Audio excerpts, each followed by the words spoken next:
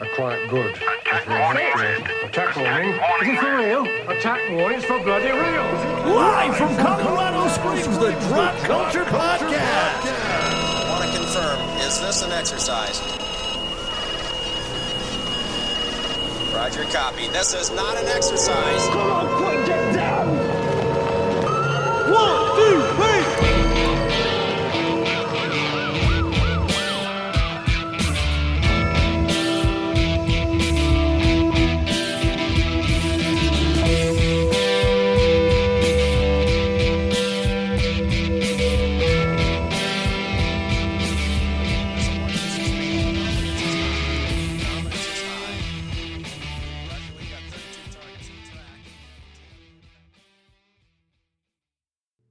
Welcome, everybody, to the Dropped Culture Podcast. This is that podcast where we pick up that piece of pop culture you forgot about or missed, shine it up real nice, and cram it in your ear holes. I'm Dan. I'm Brock. And we are Drop Culture. The world is Drop Culture. And this is a special event. Hey, guess what? Smashgiving. Yes. You know what, too? It's clobbering time, pretty much. Whoa. Hulk smash. Hulk smash with clobbering time. Yeah, we invented a new character.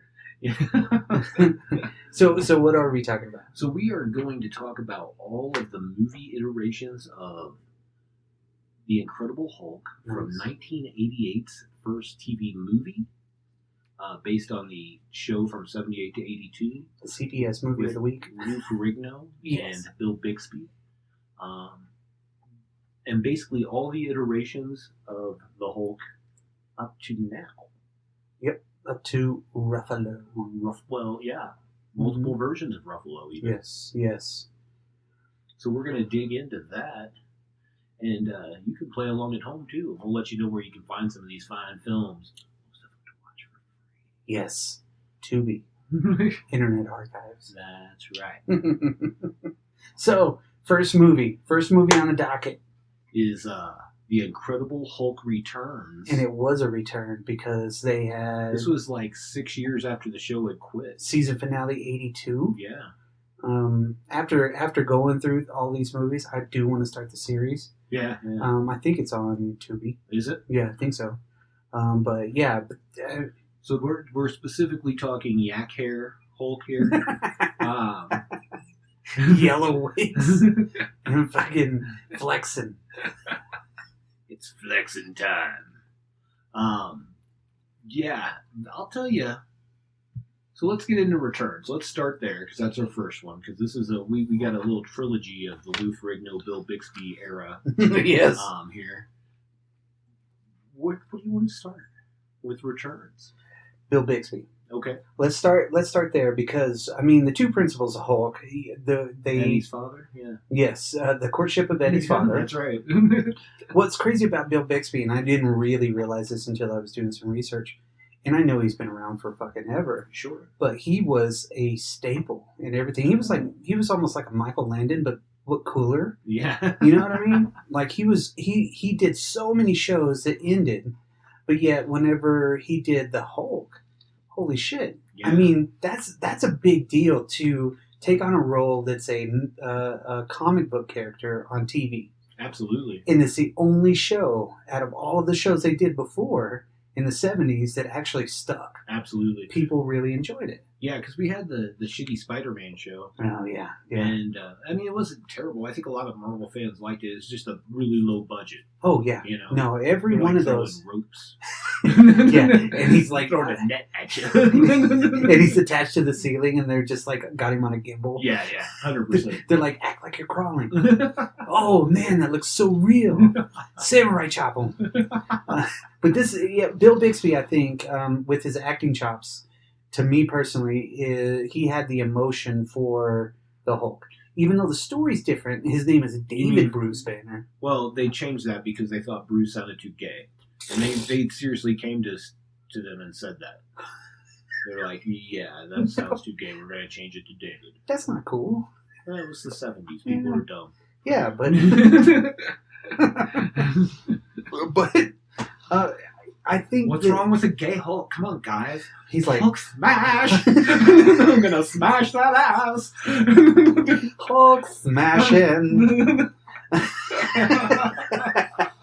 No, I mean, it was the 70s. Everybody was out about that time. Yeah, that's true. I mean, it just depends on where you lived, I think. Right. You know, right. So you weren't catching Mid-America with the gay shows. No. In the 70s. No. You know? And this was, I mean, come on. What else was along in the 70s and early 80s? You had fucking Fall Guy.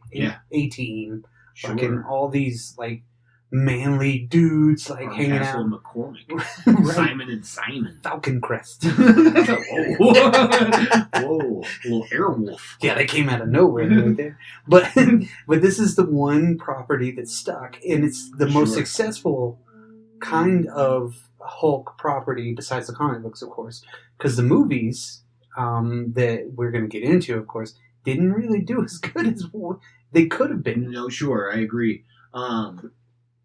Yeah, I think, and obviously this is, years after, this is 6 years after the show ended. Yeah. So a resurgence to this, and what we really saw with these first two movies were they were trying to bring in other Marvel characters. Yes, which was awesome. They were expanding the universe at that time. Right. Which, trying to. Most of them were, let's see how much people like these characters and we have an idea for a show for them. Right. I thought, at first, whenever these were out, I thought they were all like USA movies, but they weren't. They were movie of the weeks. Yeah. Which is fucking great. I wish they would do more of it. It was like a CBS movie of the week. Yeah. The Hulk returns. It was like the She-Hulk thing at the beginning. Right. It was a special presentation. Yes, yeah, exactly. 100%. That was a rip-off of the CBS thing. And it's fucking awesome, like, man. in a nice way. Not a rip-off, but, And everybody loved Lou Ferrigno's Hulk. With a love letter, too. Everybody loved Ferrigno's Hulk. Absolutely. Everybody loves Even Bill his bushy Bixby. eyebrows. Oh, my God. Yeah, he changed so many fucking costumes, but they were all pretty much the same, but they were a little bit different. Yeah. Except for the longer hair that I had series later. Yes. that was in Trial. That was actually in Death. That was the big one, I think. And that's the weird part, is because everybody always sees Returns and Trial of. Right. But you never really get to see the Death because... Which, oddly enough, so I think I told you, I own a couple of these on DVD, and I thought I had Trial because I'm a Daredevil guy. Right. I don't even own that one. I own Death. Dude, it's hard to find. I was like, oh, well, that's cool. It's fucking hard to find, man. That's fun, but Yes. Well, and it's just kind of going back to this property and Bill Bixby. He lent the credence to the character that people liked in the comic books because he was an everyman, but yet he was a little fucking badass smart. Yeah. But he was just a victim. You know? And he could play that, and especially whenever you see, I don't know, just a lot of his dialogue was so simple. You know, most of everything's on the surface with these. There's nothing really to look into. But at the I would say even today, though, we see that pop up in pop culture things. Like Family Guy did one where Stewie's walking on the side and they're playing that music from the Incredible Hulk. Yes. And stuff like that. Yeah. So it's still prevalent to some degree. Right. And in the 80s, after the 70s was a very, very good decade for comic books, and then the 80s was just really getting more dirty and gritty with something like Dark Knight Returns and shit like that. Like the mid to late 80s, yeah. Right. So you had this more real type of a comic book that some more of the adults were like, and the older generation was really getting into these comic books. And then you go from a lot of the kids that grew up with the Incredible Hulk on TV. Sure. I don't even remember when they used to air them. Well, I remember, I used to watch the reruns a lot, obviously. Yeah. And I feel like they were always on, TBS or WGN, one of those, super stations. So those, and then also you had the Spider-Man and His Amazing Friends Incredible Hulk cartoons that were on Saturday morning. Right. And they became a little power hour there for a year or two. Right. Then Care Bears hit, and we were fucked. Yeah. Care Bears stay. But if you think about our generation, we've grown up with Marvel characters. Oh, 100%. Even before we were born, of course. I mean, the comic books were still the books. Sure. And then they started getting into the movies kind of in the mid to late 70s. Then you had Captain America, you had fucking You got a shitty Captain America with the helmet. Don't you talk shit about Red Brown. He's a fucking legend.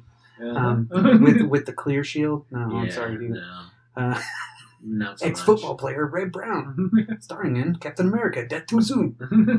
And then you had Doctor Strange. Yeah. You had a lot of different things that they were just kind of throwing around to stick. And Spider-Man at that point too was still one of the most popular. I think Hulk wasn't as popular. I think Hulk was popular because of this show. Then this is what really put it right into. I mean, it was popular right away when Hulk came out. It was a big hit. Yeah. As far as comics go. Yes. But as far as like, I really feel like the cartoons. And you had your early cartoons, the 60s cartoons. Yeah, the ones that were like, yeah. When Captain America throws his mighty shield. Yeah, those who pulled his shield, my shield. Anyways. Yes. The Thor one's really funny because that is the rainbowiest thing that ever happened. Hop on the Rainbow Bridge.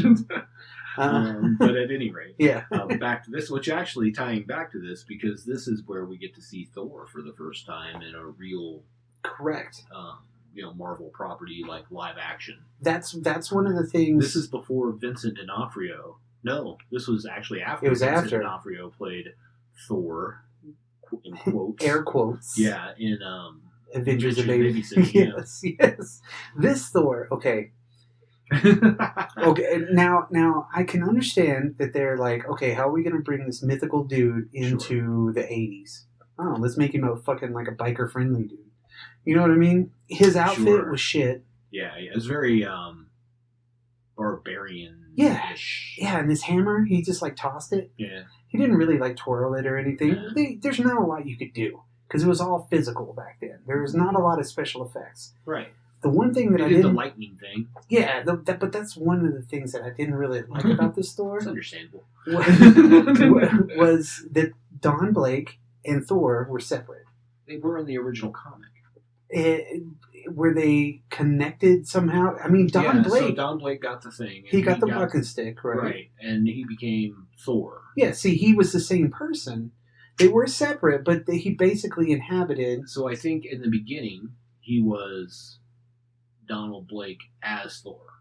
Okay. Know what I mean? Yeah. But then he was Thor. Thor all the way. And there's a really cool comic, and I'm not going to digress too much, where they went back and found out what happened to Donald Blake. See, and it's I was fucked up. I was wondering, it's like way fucked up. Yeah, I was really thinking about it. You should. I'll see if I can find those comics and send them to you. Cool. Because they're worth seeing. Well, he shows up in the origin. To where how he got there, that was pretty fucking cool. Yeah, it was. Granted, and then it's like he comes out of nowhere and he's like, "Oh, Odin!" That's how they summoned him. Yeah. And sent him back and shit like that. But you never really. I mean, they had a little bit of. Oh my god, too much levity with him. But then also they were trying to do the serious part where he's like, "When I go there, it's all dark. Yeah. I don't like the dark. I'm all alone." Like, oh man, I feel sorry for Thor. The one thing that I was thinking the whole time is like, why doesn't he just like summon him and be like, "Here's your hammer. I'm not gonna fucking put you back in the box." What made him his Where keeper? Does Donald Blake go? He fucking does his own thing. No, for real. Yeah, that's where those comics go. Okay. Yeah, makes sense. But this one was. I mean, when Thor pops out, he's like, "Oh, the green troll." Yeah. Well, that kind of makes sense, right? It would like make you're sense. An ogre or a troll or something, in Norse mythology. Yeah, because he's big and green. Yeah. And of course, I think that's been a pretty common trope in the older comics. Yeah, they hit it off. I mean, the Hulk when it first debuted, of course, the whole Gila Flats or whatever they were doing the gamma bomb test at, and Rick Jones and everything like that, and then like what was it? 4 issues in, they started making green. Avengers, and they made him green and shit like that too. And that was really like a color choice based on what was available and money. Yeah. And then when they were making the show, they actually wanted to make him red because that's the color of rage. And Stan Lee's like, no, he's green. He's green. Yeah. which I thought was cool that he stuck his ground. I mean, obviously we got a Red Hulk down the road. Yeah. That's a different character. Yeah, exactly.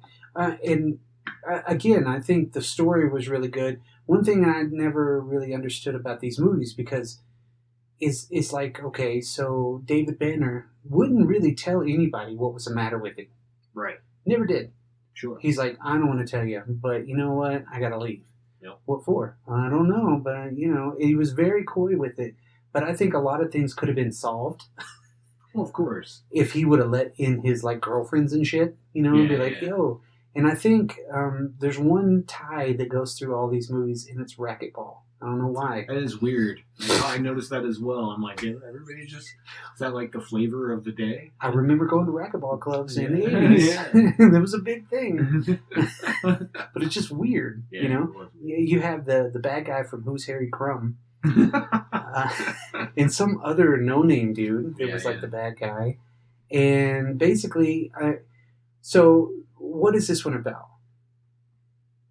Besides Thor being in it. Hold on.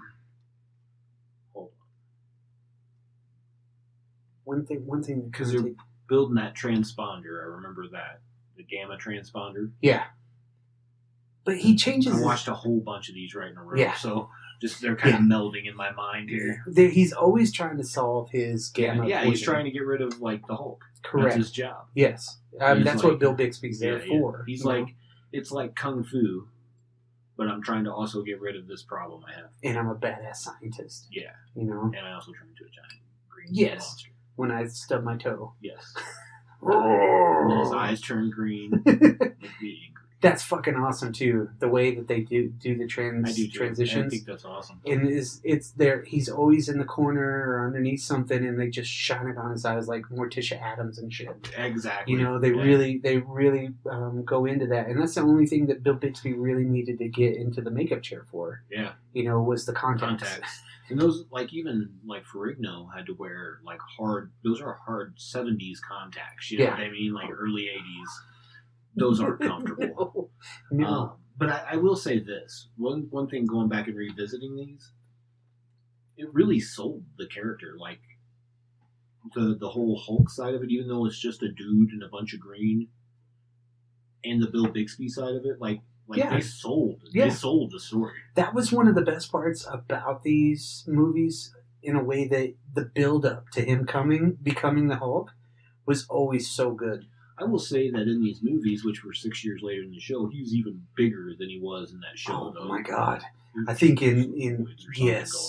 I think after Returns he got bigger. Like you could see his lats. Yeah. After Returns, you could see his fucking lats. Yeah. I was like, ooh. The dude's fucking massive. Yeah, for sure. And what I did notice too is Lou Ferrigno is a rite of passage for any of the other people playing Hulk. I'll buy that. Because he did the voice for it up to 2015. That's right. All the way up into like Age of Ultron? Yeah. And then also too, at the same time, he was a security guard. Yes. In fucking Hulk, and then he was also a security guard in Incredible Hulk. That's right. So it's like every Hulk character has to pass him as a security guard. It's like he holds the keys to the fucking Hulk kingdom. You know what I mean? It's like you got to do good. He's the original. Yes, and he's a badass, and I care at all. Nobody cares. Lou Ferrigno's like a genuinely fucking cool dude from what I've seen. That's what everything, and I've watched Pumping Iron, I don't know, a million times, Sure. And it's a good movie just to see him and his dad's whole interaction, but then him losing Mr. Olympia to fucking Schwarzenegger, but then getting this fucking role in Hulk. Of course, Arnold Schwarzenegger versus him, Arnold Schwarzenegger is bigger when it comes to star power. Right. But Ferrigno is forever ingrained, because there's not one character of Arnold Schwarzenegger's that I can really say had as much impact as the Hulk character. Right. You know what I mean? As the actual physical Hulk. Now, I mean, Schwarzenegger's done a lot of great things, and he's always going to be doing something awesome, but the legacy I think that Ferrigno has is going to last a little bit longer. Right. And I really appreciated his version of the Hulk. I agree. I have some notes on this one. Well, I thought the coolest part of this was like basically since the end of the show, he had not been the Hulk since then. Like he hadn't been turned into the Hulk for like 6 years in the story. Yeah. I thought that was pretty cool. Yeah. Right? So we didn't miss any adventures of the Hulk. Correct. We missed adventures of David Banner walking around. Right. And hitchhiking and shit. Yeah. Yeah, basically learning how to control his deal. Which in the subsequent movies, especially like Incredible Hulk. Yes, that is. They took everything from these movies, I think, and kind of updated it and gave it more action and more flair, which were great tropes and great storylines in the way that they did them. And yeah, they were limited by their time. The one thing that really I never really liked because it looks so flat is the sets. Yeah. It's the one thing that always fucking takes me out of it, But it's progressively they got better. Right. You know? And it was just like, even like The Stand. You watch the sets in The Stand, whenever they're, not when they're outside or anything, but like the old Stand? Yes. Yeah. Whenever Ed Harris, in that little area, that it's the same fucking thing to me. It was never really updated, and there wasn't a lot of green screen stuff. And sure, there's one part in one of them that there's a big green screen. But this first one really does kind of bring you back, and I think it was so popular that they were like, you know what, let's do another one. Yeah, well, I think that was their intention, was to do 3 of them, because we get this one, and basically it's Thor and the Hulk fighting organized crime. Pretty much. Okay. That bar scene where they're like hanging out. Yes. The montage? Yeah. Some of the montages were good, but like this one he's like, oh, drinks on me. What is this pool? So just to give like the quick backstory of like what he was doing for 6 years, he met this lady who was a widow, I think, and they basically had like a relationship, and that kept the creature at bay. I guess. Yeah, they don't really explain much of that, but you see that he's been with her for that time. You know what I mean? Yeah. What I'm trying to even remember what she did. I don't. It doesn't really even matter. She wasn't really in a lot of. We're not going to go too deep into all these movies because we have a lot to cover. Yeah. So this was really also, they were trying to pitch Thor as a TV show. Yep. So like, if people like him, we'll make a Thor TV show. Turns out, no, not so much. It's the like the movie was pretty popular. Yeah. But nobody was bought in enough to have a Thor character based off of the Thor character that they presented. The guy that played Don Blake could not have carried a show. I'm sorry. I agree. I think he was good in the role. Sure. For what it was. But he could not have carried a whole fucking USA TV show. I'm sorry. No. There's not a lot of people that could, but Bill Bixby could carry a show, because he's got more depth and range.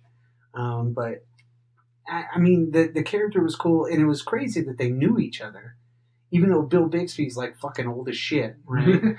he's got no torso. If you look at Bill Bixby with his pants up around his nipples, you're like, man, he's like legs and then head. It's fucking weird, right? But overall, good movie. Not great. Yeah, I mean, out of the ones that we're going to talk about, this one's not one of my favorites. It was good enough to watch again. It's odd because the ones where they present other Marvel characters were not my favorite ones, even though the next one's like my favorite character in Marvel. Yeah. One thing that I did notice in this one that okay, so Aliens came out in 1986, right? Correct. And this came out in 1988. Well, guess what was in this fucking movie? Aliens? No. A rangefinder from Aliens. Remember the deals? Yeah, I was like, That's right. He had one of those things, and it was upside down. They had theirs upside down, but his was upside down compared to theirs, right? Mm-hmm. It was the right way, but it looked like a giant calculator with that range deal on it. I was like, oh, that's from Aliens. They got that from there. Wow. And I'm saying that to myself in a dark room. I'm like, wow. So that was about the only thing that... I'll tell you the other character that I like that they brought back with this is McGee, Jack McGee. Yeah, the reporter. I think he was always cool in the show. Yeah, he was one of the producers, and I think he directed this one. Oh, really? I think so. Wow. He shouldn't direct again. Well, he stopped after this one. He didn't look in the best of health in this movie anyway. No. And leaving him out of it, cool. That was the tie that would bring them in from the past into the future, right?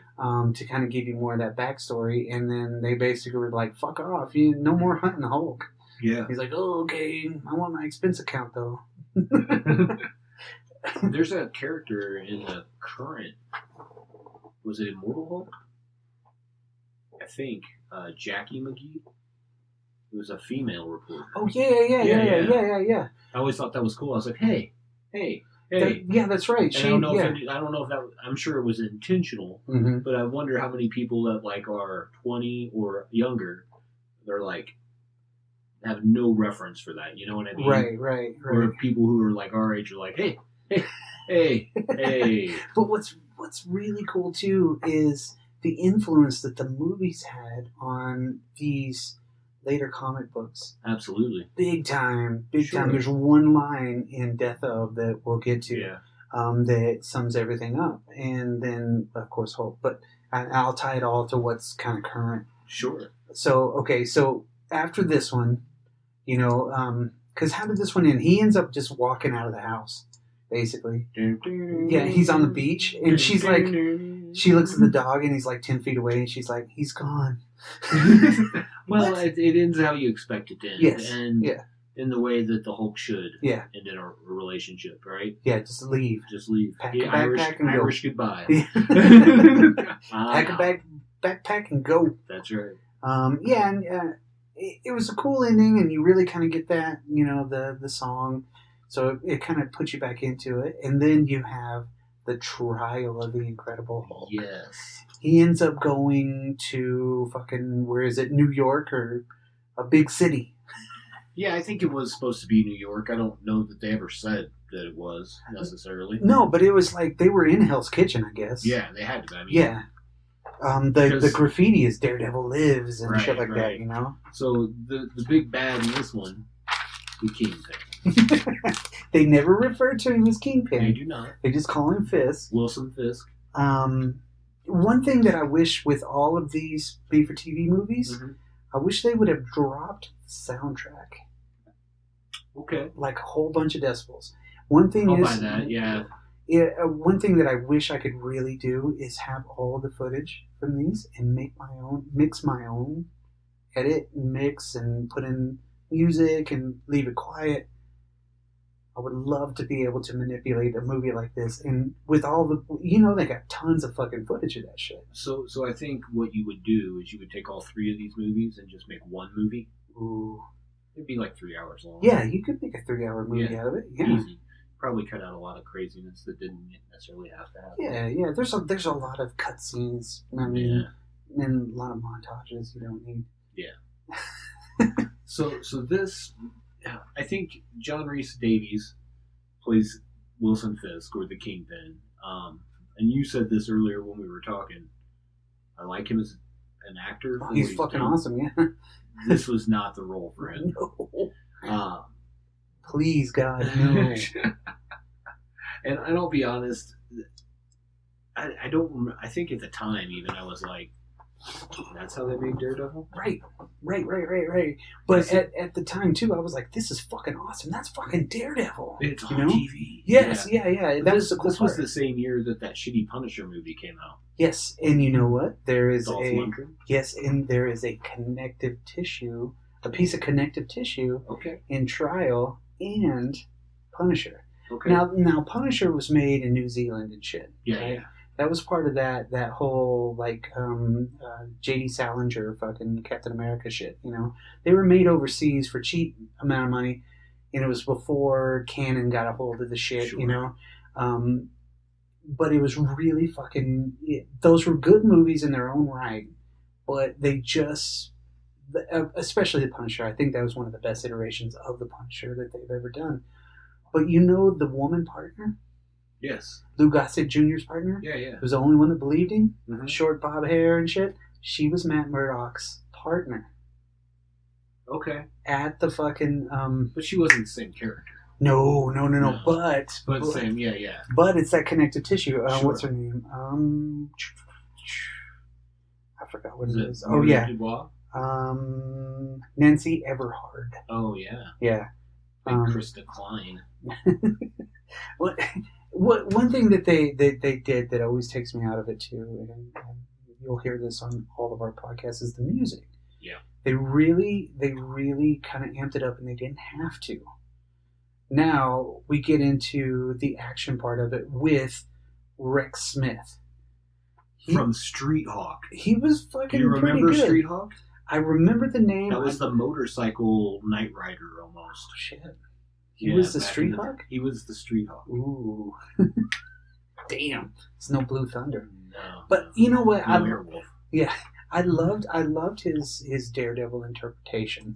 There was a lot of things that he shouldn't have done. He shouldn't, because he's Daredevil. Right. You know, you have to act the part, but that's where Charlie Cox does it better. Well, I think He's functional. Yeah, so that's the thing, right? He seemed blind when he was Daredevil. Right. Like he didn't. Like Daredevil's a very capable person. Whether he's pretending to just be a normal blind guy or Yeah, he's a good lawyer. going, yeah. He's a very good lawyer. But I don't know. This guy, he just kind of seemed blind all the time with no powers. Right. He doesn't. Even though Wilson Fisk figured it out. I'm like, dude, this movie's like an hour and a half long, and like this is the one thing like nobody knows. He kept this a really good secret for a long time. And the Kingpin's in the big building that's overshadowing. Of course. You know, and that's kind of how they put it together. That was the whole bad part about it. I mean, he gets framed for something he doesn't do. Right. Of course, on the subway, right? Oh yeah. And so they bring him in, and he's in jail, and he's like, you know what? I'm much better here. Right. You know, and nobody really knows. And of course, they have the one dude that tries to kill him with the fucking spike. Yes. What the fuck is that? What are you gonna fucking spike in jail? Jesus, I can understand like maybe a knife or something, but that was a fucking railroad tie sharpened. You know, and I mean it just. They're sitting there, and he still does it. I mean, Daredevil should have known, because he could tell in the heartbeat if somebody's lying. You know what I mean? Which he believed him, of course, but at the same time, he should have known that he was Hulk. Right. Sent something. You know what I mean? Well, even I don't know. I could see like that's he's almost a completely different entity when he's the Hulk. Right. So maybe not. Because he doesn't remember anything. But he might be able to smell him. Something, yeah. You know, that's something what like I'm that. thinking, Like yeah. Like the heartbeat wouldn't help, I don't think. It's the same body. Right. Same brain. But scents are almost like a fingerprint. Right. And they make that comment a lot in the Daredevil comics, you know. Yeah. Like throughout time they have. Not like every comic you read or anything silly like that. Right. Yeah, they don't do the origin story every time. Right. Yeah. They don't really even get into his origin at all. A little bit. Don't they talk about like the radioactive waste? Yes, because he has like a certificate on his wall. Yes. And Banner's like, oh, so what'd you get this for? He's like, when he's like fucking lounging out in his fucking Daredevil gear in his pimp ass apartment that's away from the city. Like Daredevil lives in the fucking suburbs and this shit. You know, he doesn't live in the kitchen. No. That kind of takes you out of it, but to digest it for normal TV watchers and things like that are not accustomed to a superhero world or something crazy like that. Sure. Easy. No problem. Well, if we ever do like all the iterations of Daredevil, this will be my least favorite. Yeah. In like TV, movie, everything. world. Yeah. I did like him, and whenever I was younger, I did like this movie because it did have the characters, and that's what really brought me to it. It was like you have the fucking Hulk, you have Daredevil, you have Kingpin, and then you have these whole, I don't know, they've used a lot of the stuff from the comics in those, and that has translated into the TV shows for like Daredevil. Right. You know, with the way the Kingpin is, and I think what I really liked about this, because at the end, Fisk gets away. Yeah. Which makes sense. Yeah. You're not Yeah, gonna of course. bring in the Kingpin like, Yeah. first time around. Yeah, and his evil scheme was to run everything. Well, yeah, it's the Kingpin. It's fucking awesome, right? I'm currently reading the Kingpin 1 through 6 right now. Halfway through. Nice, nice. Yeah. Well, I of course they pick a bigger guy, but you know, Just not the right character. He's just No. not the right actor. no, for that no, character. he's a very dramatic, awesome fucking actor. Yeah, you know, sure. he's Sala. You know what I Yeah, mean? He's yeah. a fucking dwarf. Yeah. He's badass. He's always been really cool. His voice is fucking commanding. He's got a great screen presence, but this was just not him. No. No. I would rather Michael Clark Duncan, Right. which was not my favorite. Not even, but yeah, better. than this. Yes, better is he was. This was probably just a paycheck. This was a new house in Malibu. Yeah. That's right. You know, That's right. that's you know. There's another connective piece in this one that I don't know how many people have seen this. Okay, so you remember Watchmen? Mhm. Okay, remember the dude that fucking Night Owl and Rorschach go visit in the bar from Pyramid Transnational, Yeah, yeah. and he crushes the glass in his hand? Yeah. He's been buying everybody drinks. That guy is in fucking this movie. Yeah, yeah. And he's buying everybody fucking drinks. We know he's a typecast. Yes, Yeah. yes. His name is Mark, and you spell it Acheson. Acheson. I just really, but it's so crazy that that's a connective thing in these movies. I wonder if that's not Atkinson. it might be, yeah. Atkinson, something like that. Yeah, he's Canadian. Who Yeah. knows? But at You first know I who was that like, is, right? Turk. oh yeah, that's Turk. Yes, Yeah. he was Turk in this, and then that one, in he was just an arbitrary Which character. Turk, for folks that don't know, is a long-standing Marvel city, like New York City punk. Yeah, kind of a guy. he always sells out Daredevil, and is always in trouble with the law. I think he was also into Spider-Man comics at one Mhm. time. He's just a dirty dude, and the way that they play him in the series, I like that Turk. Yeah. Yeah, he's pretty cool in that stuff. In this one, Yeah. but that dude, he was way younger and everything, and I was like, man, I know that guy from somewhere. This is the first movie that started Stan Lee doing his cameos Right. as well. He was a jury dude. Yep. So, So I thought that was pretty interesting because we obviously see him later on as a security guard in the next one, I believe. He's walking out, talking. he's in Hulk. No, yeah, for sure he is. He's a security guard in that for sure. Yes. But he's in the next one too. Oh, I Yeah. didn't see it. Yeah. I got to go watch back I'm and pretty watch it. sure. I'm pretty sure. Yeah. Well, I mean, I watched so many Hulk things this week. And by Yes. this weekend, I mean the last 2 days. yes. 3 This days, I this is a guess. fucking Hulk marathon, For sure. but it's worth it. 100%. Well, this one again ends. He's walking away. Basically, Yeah. he's always this one. He wasn't really. He was still actively just living. He wasn't really trying to cure himself as much in this one. Right. You know, this was more of just a normal episode. Yeah, for, he you was know? just just trying to stay under the. Right. He renting a room, fucking just chilling, and then he gets caught up in some bullshit because he's out there. You know what I mean? Because of course he is. Because the whole You have to have a reason for his eyes to turn green, not to make him angry. You're Right. not gonna like him when he's angry. right. And here's one thing too that I noticed: the woman on the subway, right? Mhm. The one that he eventually, saves. At that moment, he's like, you know what? I'm about to walk out the door, but then he's like, no, I'm going back. You know what they did in fucking Incredible Hulk? Same fucking thing. That's right. In the bottling plant, he walks by and he's like, no, get your hands off her. Fucking stole. Yeah. When I saw that, I was like, oh, because it was so fresh, Yeah. Seeing these all in a row, it's always so fresh, and then you notice the things For sure. that they took, and that was an Ed Norton thing, I bet you, because Ed Norton was a kid of that generation that had seen all of those growing up, So I could see him really taking a lot of that into it. He likes to rewrite things. Everything. So I mean, and this was a good one, and these are the you always see the return, and you always see Trial of Right. everywhere. Death of, which is 1990. This is the next one. and this one is the best one that they did. I agree, and this is one out of the three. This doesn't give us any new Marvel character to introduce, which was just fine because it was a good story.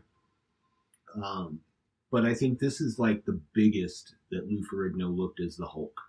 He looked mean in this. Yes. And like we said earlier, his hair's a little bit longer. His yak hair, they had to extend that a little bit because this is where his hearing was really starting to go bad. So he had, the hearing aids. Big hearing aids. And, it was 1990. So, it wasn't like today where you have like a little Bluetooth thing you can stick in your ear. Yeah. So at this point, he's been doing it for 13 years. So is Bill Bixby. Bill Bixby directed the last one. He directed Trial, and he also directed this one as well. You mean for 13 years? He was basically the whole character. I know he didn't do it the whole full 13. Right. Yeah, it was just but that was his character for 13 years. Both of them, For sure. That was kind of what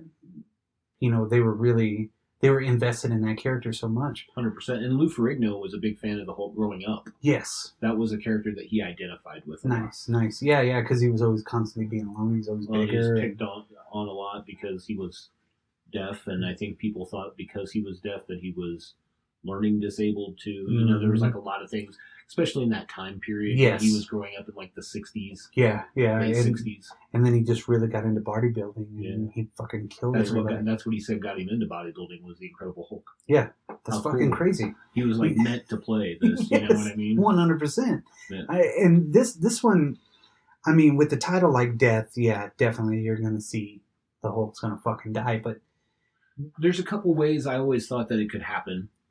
Because at first I was like, is it death of, like, are they going to kill both the characters? Or are they just going to kill the Incredible Hulk inside of him, right? Right. Because that's always been his mission. Correct. And we get back into that again. So we pick up with him as, like, he's just a maintenance dude. Yeah, like, but he's cleaning. He seems a little slow. He's playing a simpleton. But you don't know that at first. You're just like, what's wrong with him? Yeah, he's just really quiet. And he's like, but there's a spot. I want to clean this spot up. He's like, I told you not to put so much work into this. Right. What the fuck? And the dude's like, here's some carrot cake. And he's like, but my hands are full. He just puts it in his pocket. Yes. He's like, how was that carrot cake? I could barely taste any carrots. I couldn't taste the carrots. Yeah, so he's like literally in the right place. But it's almost like he's not dumb. No. But he's more on the autistic spectrum. Yeah, that's what I was going to say. Almost like he's on the spectrum. Yes. More. That's the character he's playing. High functioning autistic guy. Yes. 100%. And I mean, he's doing a good job. Everybody likes him, but yet he's hiding that part of him. His thermos every day. Yes, his new thermos. Yeah. And he figured out a way, and that was pretty smart too. But then he gets into the lab, and the lab he starts correcting the dude's work. Right. So, and this is where we find that out, like, because we just see him go back to get his thermos a couple times, I think, before this, right? One time, and then the second time is when he uses a little recording, and you find out that it's not the girl yelling back, it's him doing it, and then he's going into the lab to work on the guy's coding. For the genetic stuff. Right. Because his whole deal... To help cure himself. That's what he's looking for, is a way to cure himself. The original impetus of what he was doing, he was trying to raise the potential of the strength in a... Basically super soldier. Yes. That's what he was doing. And it wasn't like a special serum or anything like that. It was just more like, hey, let's wake up this latent ability. Let's blast you with gamma radiation. And that's how it changed him. And this one, they were really like kind of getting into that more machine like they did in Return of. Because that machine they had in Return of was like a really weird kind of thing. And he was so fucking close. And then it was done. Yep.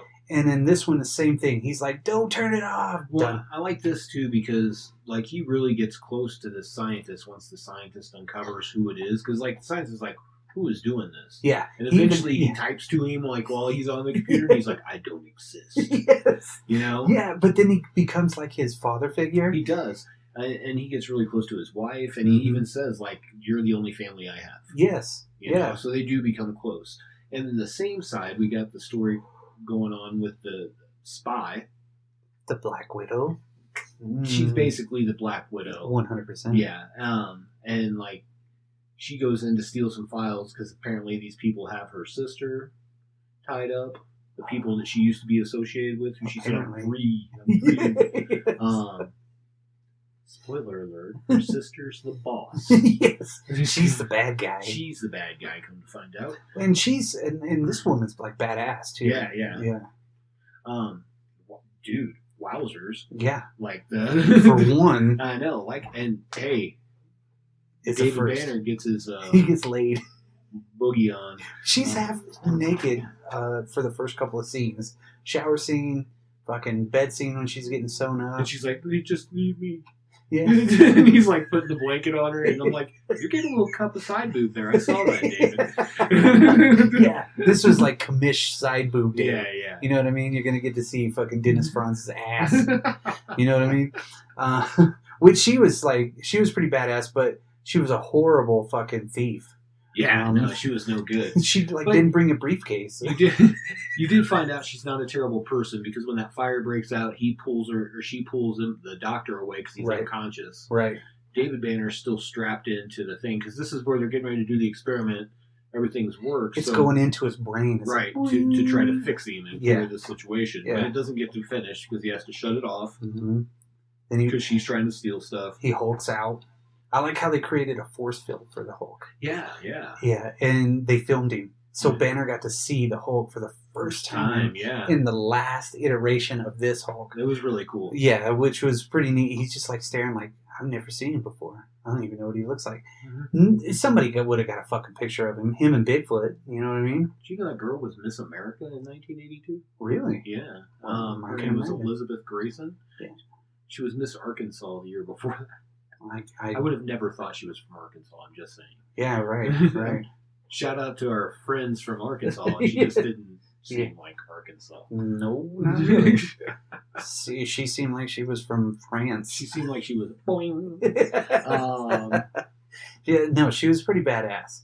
And I mean, she really didn't fight that much. No, but whenever she did there, and she was throwing some kicks and whatnot. Who was the big? Was it Rex? What was that guy's name? The one that just give him 3 minutes with her. Oh my god! And he was supposed to be like some psycho badass. Yeah. What was his name? Jesus Christ. Zed. Yes. It was John Novak. That's right. And he had like the scar on his face and shit. And there, he's like, I only need 1 minute with you. He's like, you interrupted me. And apparently he's kind of a badass because he threw her around like nothing. Yeah. But then when she was fighting normal dudes, done. Yeah. Let's go. When she was very good, at the espionage deal and the whatever you call it, the disguises and stuff. She's very good at the disguises. Yes. I mean, that was her jam. Yeah, pretty much. Yeah. And then when she shows up to steal all the discs in there, and literally she's putting them in her shirt. Yes.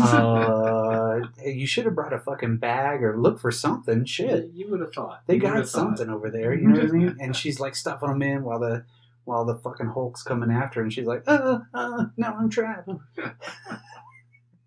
I did like the force field scene because that was pure fucking made for TV movie shit. 100%. Right there. The blue lines. But he's even the Hulk's he's got to mime it. He's like, he's doing really slow punches into it. You had to know where to stop. Yeah. Like you've gone too far, Lou. Let's turn it off. Calm down. Turn it off a little bit. Yep. Turn it off a little bit. But then of course we get the fucking death. Right. And how do you wrap up 12 years worth of history, 13 years worth of history in a character? And you name the movie The Death of the Incredible Hulk, so you're gonna fucking kill it, you know? It was, how many years after this did Bill Bixby die? 3 or 4? Something like that? Yeah, really soon. Yeah. A couple years, I think, yeah.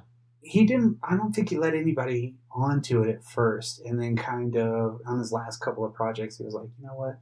Yeah, I'm sick. Yeah.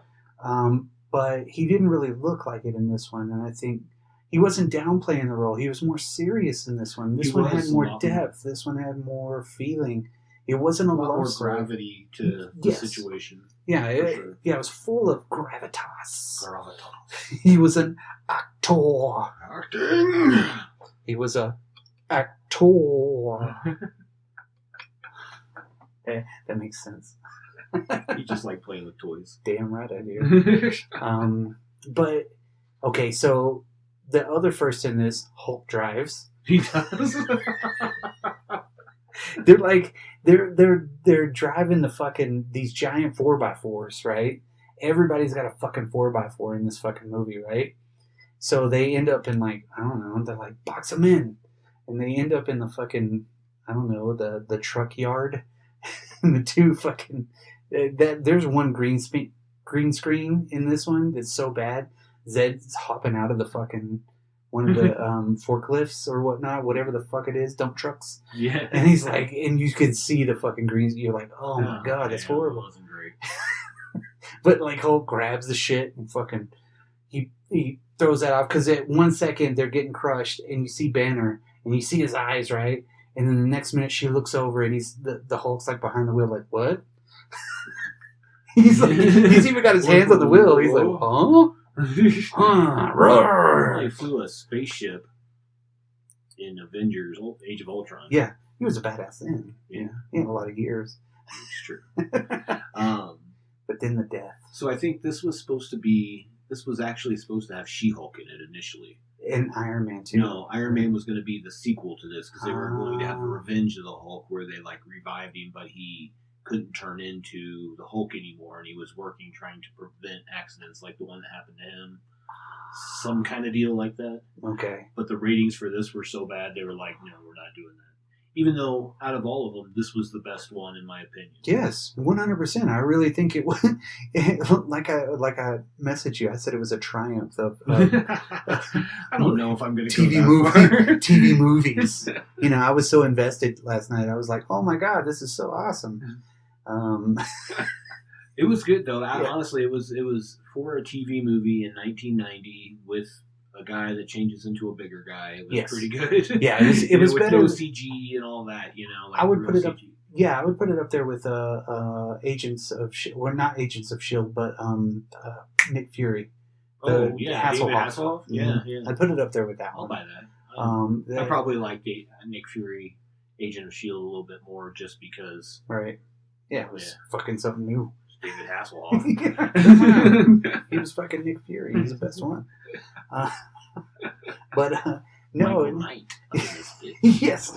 I didn't tell you I had a new costume idea for Halloween next year. Okay. I'm going to be Frankenstein-O-Mite. Nice. I like that. The J.J. Walker Frankenstein? Yes. I'm with it. All green. Good times. Okay. Back to this. So like honestly, the death scene. That was the fun, dude. That was the funniest part. Because so let me just set this up again. Spoiler alerts for any of these. You're probably not ever going to watch anyways. The Hulk dies. You can watch this on Internet Archives if you'd like to for free. The other two movies were on Tubi. Yes. But this one is on Internet Archives. Yes. Or just give me a call. I'll let you borrow the DVD. It's fine. But the sister, the one that's in charge, her and Zed, right? Yeah, Zed's flying the plane. Mm-hmm. And they're getting away in a little prop plane. And the Hulk rips off the door. Rips off the door and holds on. And then holds on some more. And then they try to shake him and he still holds on. And then he pulls himself up and then it explodes. Well, I don't remember what explodes. She tries to fire the machine gun, but yet he points it down. Yeah. Like, and then it's, everything explodes. And then he's falling. Arms out, legs out. But it's like a music video. Oh. It's so dramatic. It's like a late 80s music video. Dude, it's slow-mo. She's running. And they're cutting to fucking Ferrigno. Fucking just standing there. But they're all moving him. You know what I mean? Yeah. And like he's standing straight up and he's like, oh. But not really. He's not really. No. Yeah, no. And then he fucking. But here's the thing, too. Like at the beginning of this one, he jumps off the fucking roof at one point, like 6 stories up. And that wouldn't have killed the Hulk. No. This would have never killed the Hulk. But they did. But that's okay. Yeah, well. And this is a different Hulk. This is a different timeline. Whenever he's talking to his father figure doctor, right? Mm-hmm. The doctor's like, so you're essentially immortal, right? And he like, says minus like major or maybe major something. Yeah. but he's bullet wounds and healed up. Yeah. That was the best effect in the whole thing, was whenever his wound healed. Yeah. It was good. Yeah, it was solid. It was solid. I kind of was like, oh, wow. This was good. There are some funny parts. That death scene was definitely a funny part. He lands, cracks up the concrete. She's running slow-mo to get to him, and then he changes back to Banner, and that's the end. He's dead. Right. Dead. Done. Well, she says she says something about like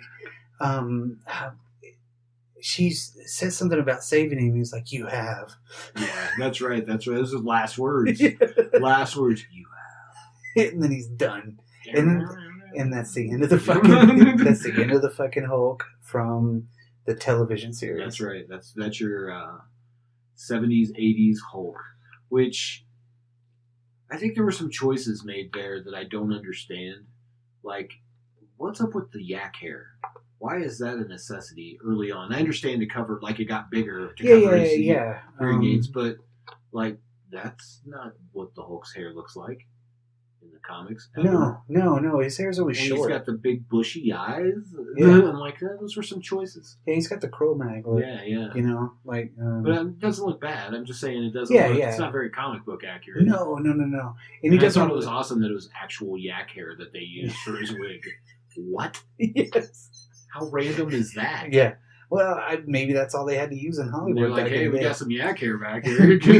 we need to have something stiff and fucking wearable. And they're like, I think alpaca. No, yak. That'll work.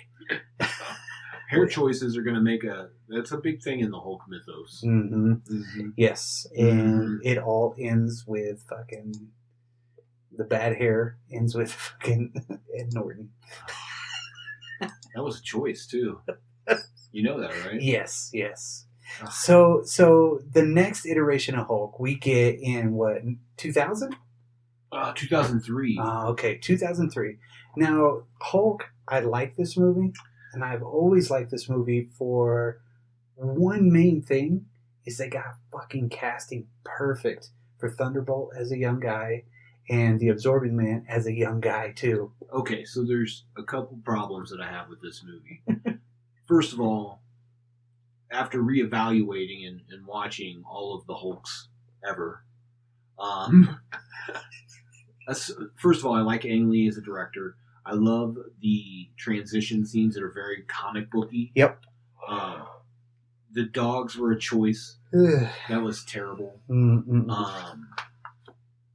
I actually like how the Hulk looks. I like that he gets bigger the angrier, and I think that's the only iteration that we ever get where that's the case. And he's fucking massive. He's like 15 foot tall. Yeah. That's at his biggest. Yes. And it changes. Yeah. There's a bit that changes because the madder he gets, the bigger he gets. And whenever he shows up and outside of Betty's cabin for the first time, he's fucking massive. Yeah. He's huge before the dogs attack and shit. And I think this Betty Ross is the best one that we've seen. For sure, because it's Jennifer Connelly from The Labyrinth. 100%. Yeah, that's all you need to say. And she was the fucking best. And then you got the Home Depot dude. He's a dick. And get more done at the Home Depot. That guy. Yeah. But I like Thunderbolt. So Nick Nolte is his dad. Okay, I don't mind that. No. Here's what I don't, and I'm always cool with him taking some concessions.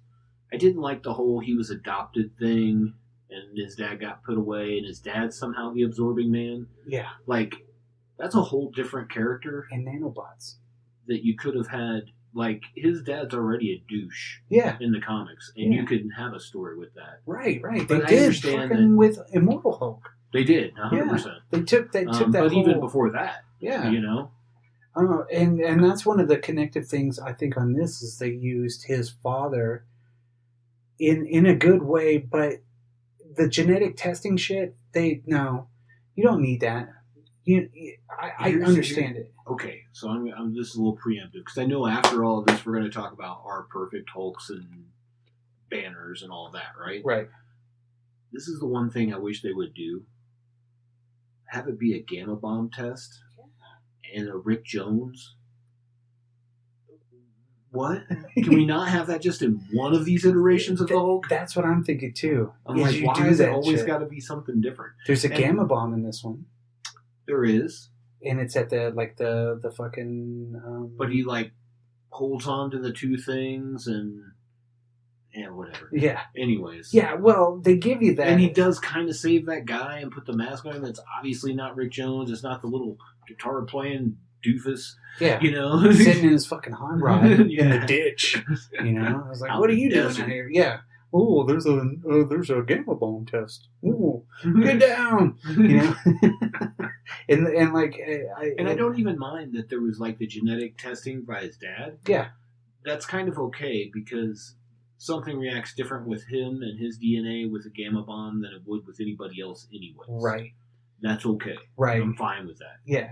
I don't think I appreciated the Absorbing Man portion because I think the Absorbing Man was a decent character in and of himself and could be used Yeah. elsewhere. Crusher Crew? Yeah, Yeah. He is a tie in all of the fucking comic books. I mean, he's everywhere. Him in and that Rick shit. Jones. Yes. And Rick Jones has been a Bucky. Son. right, exactly. You know what I mean? I mean, the fucking Rick Jones is a badass, and he's still fucking really entwined in the whole Marvel mythos. He's one of the biggest things besides Captain America that ties everything together. So I think I figured out why I didn't like this movie initially as much, besides the dog scene, and besides the Absorbing Man. I don't think I like Eric Bana. No, not in I this. think that was my problem. Yeah. Like, he's not my banner. No. And I know that they didn't do the modeling off him for the Hulk. Yeah. That didn't happen. That wasn't a thing for him. Yep. But I like this Hulk more than I like some of the other Hulks. Yes. If that makes sense. He's not my favorite Hulk. We'll talk about that down the road. The speed, Yes. the veracity, the fucking the jumping. You see He- you see the anger, Yes. which When is good. Taking down the tanks. Yeah. That's fucking a badass scene. When he's running and jumping. And he grabs a fucking missile and bites the fucking head off of Yeah. it. Jesus Christ, that's fucking badass. Yeah. That whole part. And it's really fucking great at that point. Whenever he escapes, finally, you get to see. That's the Hulk that I want to see. Yes. You know what I mean? And yeah, he can get bigger. And I mean, he does when the dog's attacking. He like flexes one of his muscles up Well, so when big he's it in breaks that- a jaw. Yeah, well, when he's in that house Yes. and the guy attacks him. Yeah. Yeah. And he throws him off and fucking then he kicks him out the fucking And window. by the time he comes out the house, he's like as tall as the house. Right. You Right. know? And that's the best part about this is the actual Hulk himself. I was trying to look up real quick what else Eric Bana had been in to see if there's anything that I don't think I like him as an actor. I think that's my problem. I didn't see anything. I just don't think he's very interesting. Troy? What? He was in Troy. Okay, great. I remember that. Yeah. Not him, but I remember that was a movie. I just don't. He's just very uninteresting to me. Yeah, he doesn't really. I mean, he has range, and then whenever he's His sitting there, emotional range, I thought was pretty. is weak. Yeah. And whenever he's eating the chicken, and he's like, "My heart was gone."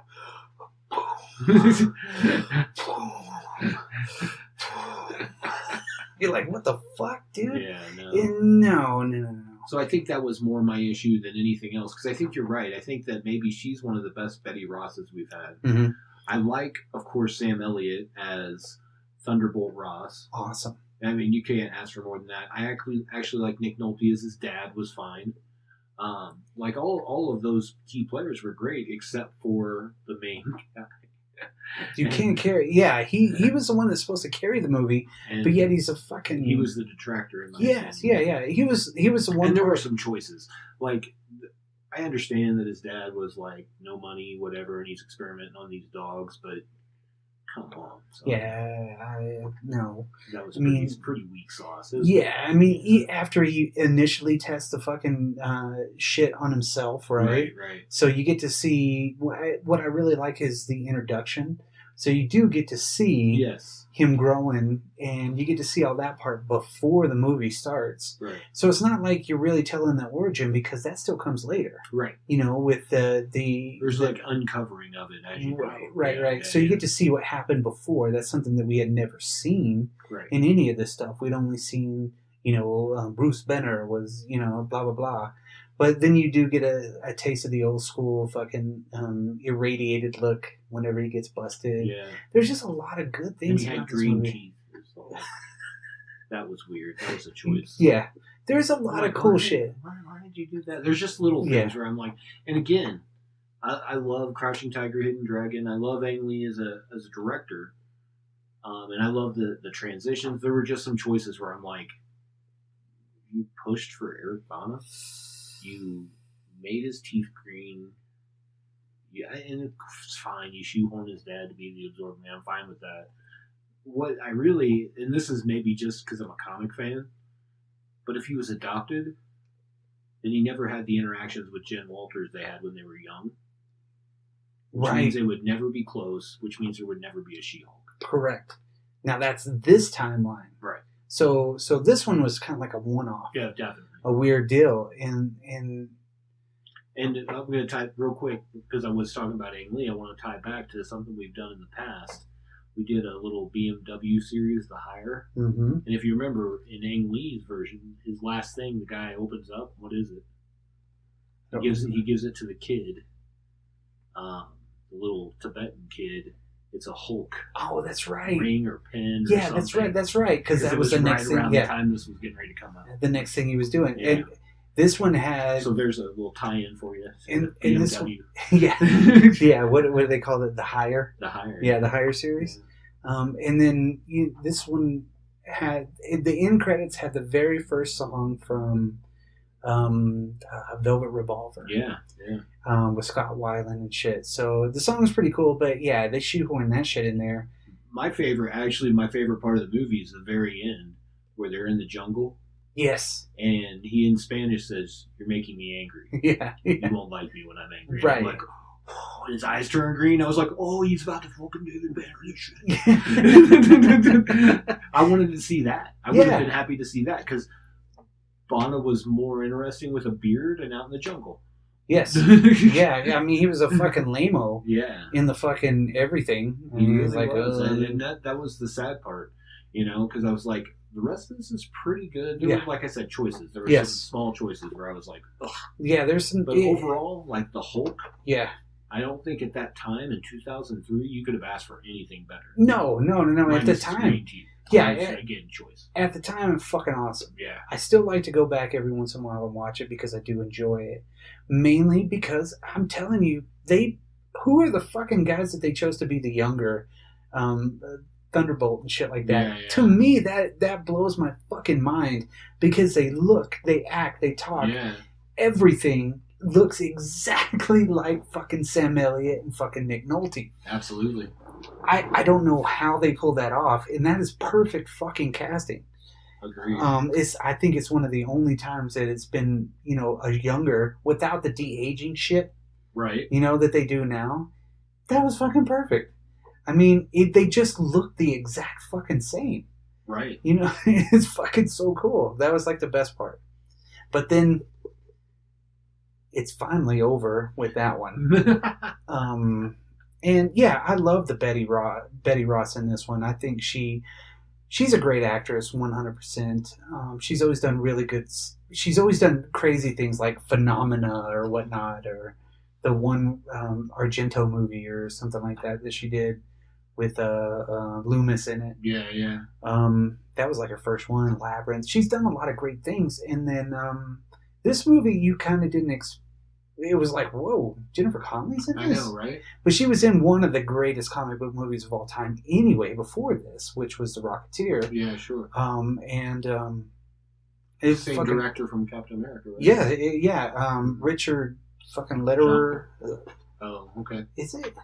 Oh, it's Johnson. Yes, yeah, Joe Johnston. Joe Johnson. Yeah, that's right. I want to throw this at you real quick. So originally, they wanted Billy Crudup. That's who Ang Lee wanted to play David Banner from Bruce Banner. From Fever Dog? Yeah. Yeah, exactly, from Fever Dog. And then he turned the role down, supposedly. Johnny Depp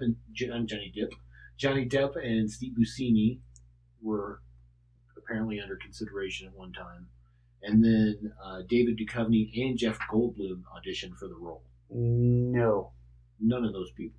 Steve Buscemi, maybe. No way. But he's not a leader. No. He's not a leading actor. And not Johnny Depp. Nope. I almost could have seen Billy Crudup. Duchovny, yes. Jeff Goldblum, Nah. no way. And guess who was also in the running for this? Ed Norton. And he turned it down because he had something else going on. He's probably doing Fight Club. Oh, wait, he had disappointment in the script. Oh, of course. Fucking Ed Norton. Tom Cruise also turned it down. No, Tom Cruise, no. No. None of those people would have been right. No. But I think you were right. There was some spot-on casting in this. Yeah. Banner wasn't one of them. And that was the Hulk. That was just Hulk. Hulk. A lot of great ideas, but And just really, not right. no. And I think a lot of people complained too because they thought he was too green or something. Yeah. That was a big deal back in the day. Yeah, apparently. Well, fucking, he's a goddamn Hulk. He should be fucking bright Ferrigno looked green. pretty green too. This was all CGI shit, but I really loved seeing him run Yeah, no, that was and cool. watching him jump like he does in the comic books. That's how he gets around. Yep. And just whenever he lands and he kind of like boom, boom, boom, you know, kind of fucking. And he's got emotion in this. He's more of a little kid he's more of a little kid Hulk. It's like he's because this is the first time that he's really escaped from Banner. Is whenever that happens, he becomes a Hulk for the first time. Okay. It's not he's done it before, so he's an infant Hulk in this one, in a way. Okay. So you get to see him. He's protective, you know. But yet he's just 100% rage Right. when it comes out, you know. Right. But he's very nice to like Betty and stuff like that. He doesn't really. I mean, he's just not. He's not a straight up rage monster Right. in this one. It's just the infantile Hulk. Okay. I think that's the best way to look at it. Then you get the Incredible Hulk. Yeah. Incredible Hulk. Ed Norton. I like this movie too. I did not hate this movie. This is definitely a darker kind of a movie. And what I mean by that, there's more realism. Like the Hulk himself, while big, and I like this iteration of him. He's not. I used to say this was my favorite version of the Hulk. Okay. Not true. Yeah. After watching them all back to back to back, I actually have a different answer for that now. Okay. But he was thinner, like more sinewy. Yes. You know what I mean? Like, Yeah. It made sense, kind of. Yeah, like, yeah. His proportions were different. yes. And he was tall too. He was big, Mhm. but he never really got above how big he was. Right, You know, whenever right. he changed, he didn't grow. So No. he was Abomination size. He was you just know? big. Yeah, he was just a big dude. Mhm. And so they never really explored that. The one thing about the Incredible Hulk that I just do not like is it's too much of a fucking love story. Yeah. And I don't like the Betty in this one. It's Liv Tyler. Liv Tyler. Yeah. It was so fucking dramatic. Agreed. And it- Overly dramatic. Yes, 100%. They're like fighting and shit, and Ross is like pushing her back, like, watch out. And they're like, all in awe and shit the whole time. And you're like, it's the fucking Hulk, man. Well, I think if that was the first time you saw the Hulk, that would be pretty crazy. Yes. Yeah. You know what I mean? Like, I get that. That would Yeah. be very dramatic. But I agree that it was, like, overly dramatized to play the love story more than anything. Right. Yeah. This one, I think that Norton was trying to do the Bill Bixby Hulk Right. in his own way. And then bring in the, the emotional destruction that the Hulk brings to Banner is what he was trying to play the whole time. He Sure. wasn't trying to play, a guy with a Hulk trapped in him. He Right. was just trying to play like, what was me? Right. I didn't me. Such a little bitch. I'm Mr. Green. which I mean, great ideas, awesome, but there's too much time. The pizza fucking parlor part, the fucking, the house. This movie didn't need it. No, I agree. It really didn't need it, and I understand why they put it in there. Right. Norton's trying to, and he was like really focusing on the being able to do the meditation and slow the heart rate. Mm-hmm. So like he almost had control. Yes. You know what I mean? Because they always put that little counter, days since last event, you know, which that's cool, I like Tim Roth. Yes. As an actor, period. Yeah. It's a huge difference between what he is here with the Abomination and what he is in like the She-Hulk. Yes. This one, he's a fucking literal badass. Yeah, and he just wants to be powerful. Yeah, yeah. Like after he gets kind of schooled the first time, he's like, never again. Yeah, I'm in. Yeah, and obviously we're also the leader. We've got the leader out of this who's helping Hulk, sort of. Yes, and then helping Abomination too. Right. He just wants it for the science. That's all he. Yeah, he's just like, I don't give a fuck. And then gets some of the Hulk blood on his head and his open wound, similar to She-Hulk. right. But that goes back to DNA, right? Yes, she shares DNA with Banner. But only thing it did to him was expand his brain. Right. Which because it hit right in the right spot. Now, of course, and Tim Blake Nelson is returning for the new Captain America movie. Yes, with Falcon as Captain America. There's a deleted scene in this one that shows the Hulk in like Antarctica or some shit like that, and deep in the ice, and he breaks a portion of the ice, and you see Captain America shield. Yeah. So it's like they were already in this one. Building that world because Stark's in it. Yeah. Stark's in it. They mentioned Stark technology at the very beginning, but you don't see him coming. This is the second movie in the Marvel because wasn't Iron Man the first one? Then this one came out. Right? Yep. This was before Iron Man 2. Yep. Yeah. Yeah. So this was kind of they were testing the waters with that part of it, introducing Robert Downey Jr. into it, and I like John Hurt's Ross too. I do the shout out to Rip. All that stuff. Harrison Ford, by the way, your new Thunderbolt Ross going forward. Yeah, hopefully he'll do it justice because he needs to be a fucking asshole. Big shoes to fill. I mean, it's fucking John Hurt, Sam Elliott. I mean, Sam Elliott is the last living cowboy in the world, right? He was the man who killed Bigfoot and then Hitler, not vice versa. Yeah, killed Hitler, then the Bigfoot. Yeah. No, I like this one. I like that they have the technology for it. And then whenever Tim Roth's character comes in, and he's like, "Wait a minute, this is all fucked up." So then they show the super soldier serum. Yeah. This was the beginning of Avengers, pretty much. Oh yeah, for sure. Even we got the first. There was an end credit in the first Iron Man with Nick Fury, talking about the Avengers Initiative, right? Right, and then you have this where Stark's just in there like, hey, you know what? Yeah. But Tim Ross Abomination in this one was a fucking badass. 100%. Tore the fuck apart Harlem. He's just killing people, just fucking taking. And he put up a great fight too. It wasn't like a bitch fight. No, he fucked the Hulk up a little bit. Yeah, and then and finally, the Hulk gets the better of him. And the difference is the Hulk doesn't stop getting stronger. No, Yeah, the Abomination's going to tire. Yeah. He's got an upper limit, right? And the Hulk does not. Right.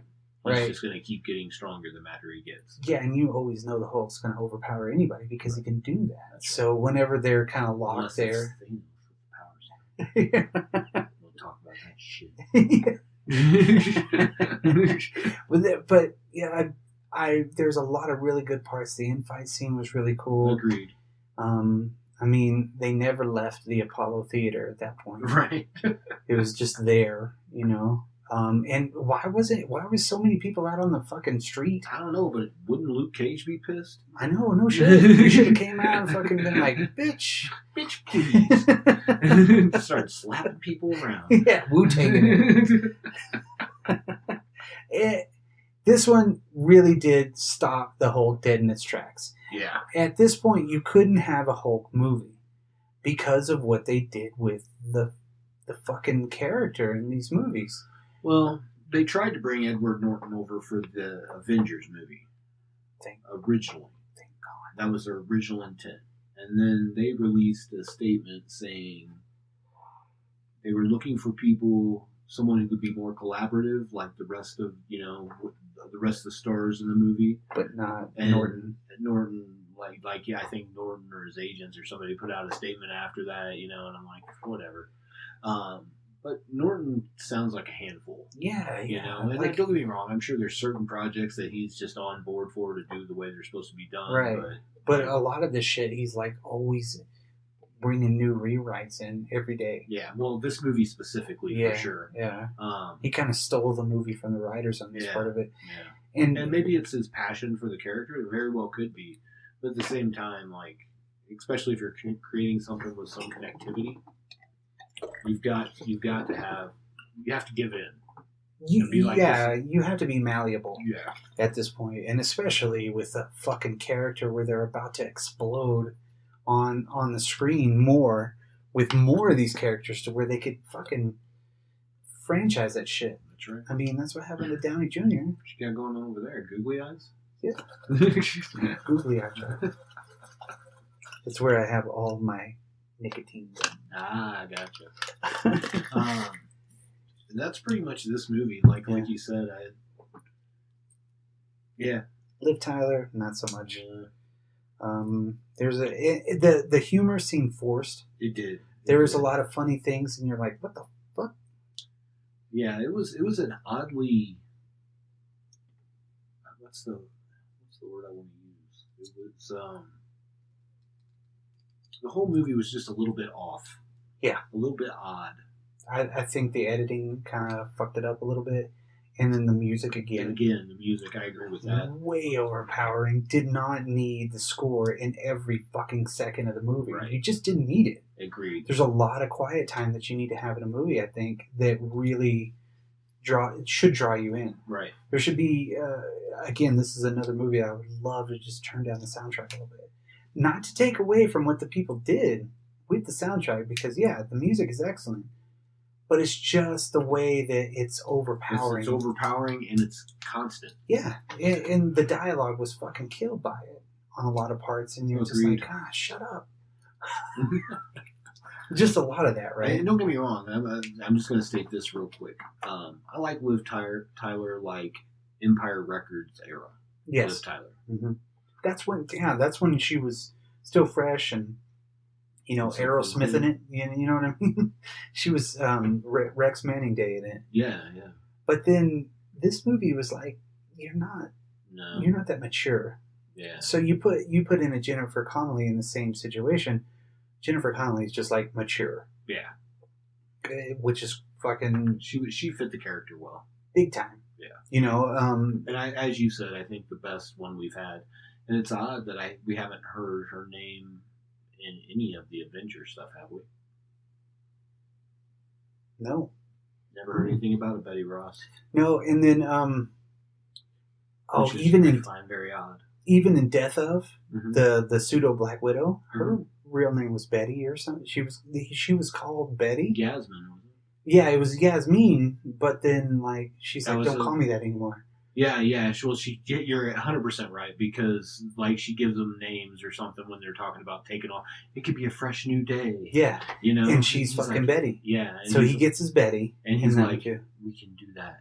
Yeah. Let's go. And then, of course, they get screwed over by those bad guys. Not cool. Yeah. Not cool, bro. So that kind of covers the Incredible Hulk. And now, which takes us into Avengers 2012 with Mark Ruffalo. Ruffalo. And I did have to watch the first part where he came in, and up until he got into the helicarrier. Now I think what Ruffalo did, I think what the whole universe did right is not give him a fucking movie. Agreed. They couldn't. Yeah. First off, at this point, because they're at Universal rights at that point.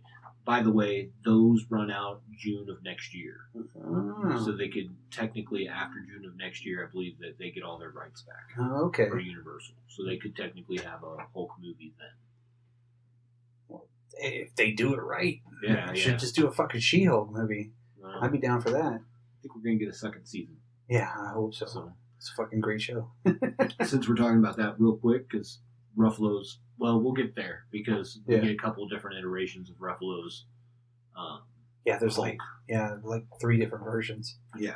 So we start out with, and we're not going to go through, if you haven't seen the Avengers movie, you probably are not listening to this podcast. Yes, exactly. And if you haven't, go take a pause, go watch it. It's a great movie. Come back. Take a schmitz. Have some falafel.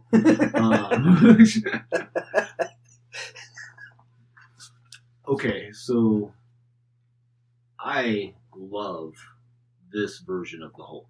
Yes. The first, the one from this one and the one from Age of Ultron. Yes. Those 2 Hulks are probably my favorite Hulk out of all the Hulks. Right. It just raw power. It's like when he starts fighting, it's nonstop. When he's killing the Chitauri, He's Jesus. just going. And it doesn't stop there. Like with Loki, Yeah. like all of it. Yeah. Like he's just Hulk badass. doesn't like stairs. Wasn't that in the That was last in- movie? that was in Endgame, yes. That, whatever. No with more that. stairs. But I mean, we do get puny gods. Yes. Yeah. And then I think my favorite, like we actually get the little smile from him when Captain America's like, I think it's Captain America who says, Hulk, smash. Yes. And he's Yeah. like, gives him a little smirk, and Yeah. then it's on. Yeah, because he's like, again, this is a more mature Hulk. Sort of, but he's still really raw. Oh, big time. Like, yeah. because we have the part where he's in the helicarrier and he's like fucking. Yeah, he going goes crazy. fucking nuts. Yeah.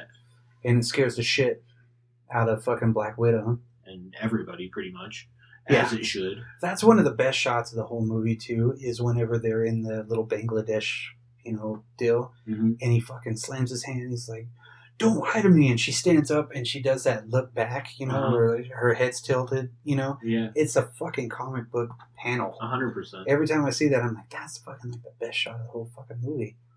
But yeah, Well, that I really enjoyed the Thor Hulk fight yes, on the helicarrier. Yeah. It was pretty amazing. it's just everything about this whole character. You really loved it, and I was glad that they didn't give him a independent movie. Didn't need one. No, Didn't need you don't need it. And he was a founder of the Avengers, and that goes all the way back to the very beginning because they were chasing him. The original Avengers. Loki brought them all together. Iron Man, Right. fucking Thor, Ant-Man and the Wasp and shit, right? Then, Not the Wasp. Oh, you mean the comic? yes. Yes. And then the first 3 issues, they're basically looking for the Hulk. Right. So that's where Namor comes in and throws Captain America's fucking ice-clad body, into the deal, and they get him because they're after the Hulk.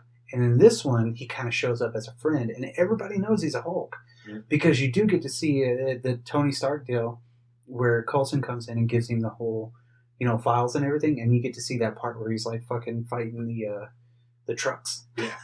Well, and I do like the Mark Ruffalo and Robert Downey Jr.'s interaction together as scientists. Yes. Was pretty amazing. Even like when the what stone is it that the Tesseract Yeah. is affecting, like how they're reacting and they're getting angry with each other. And fucking Banner picks it up. Yeah. He's the only one to have it in his hand, and they're like, whoa, Yeah.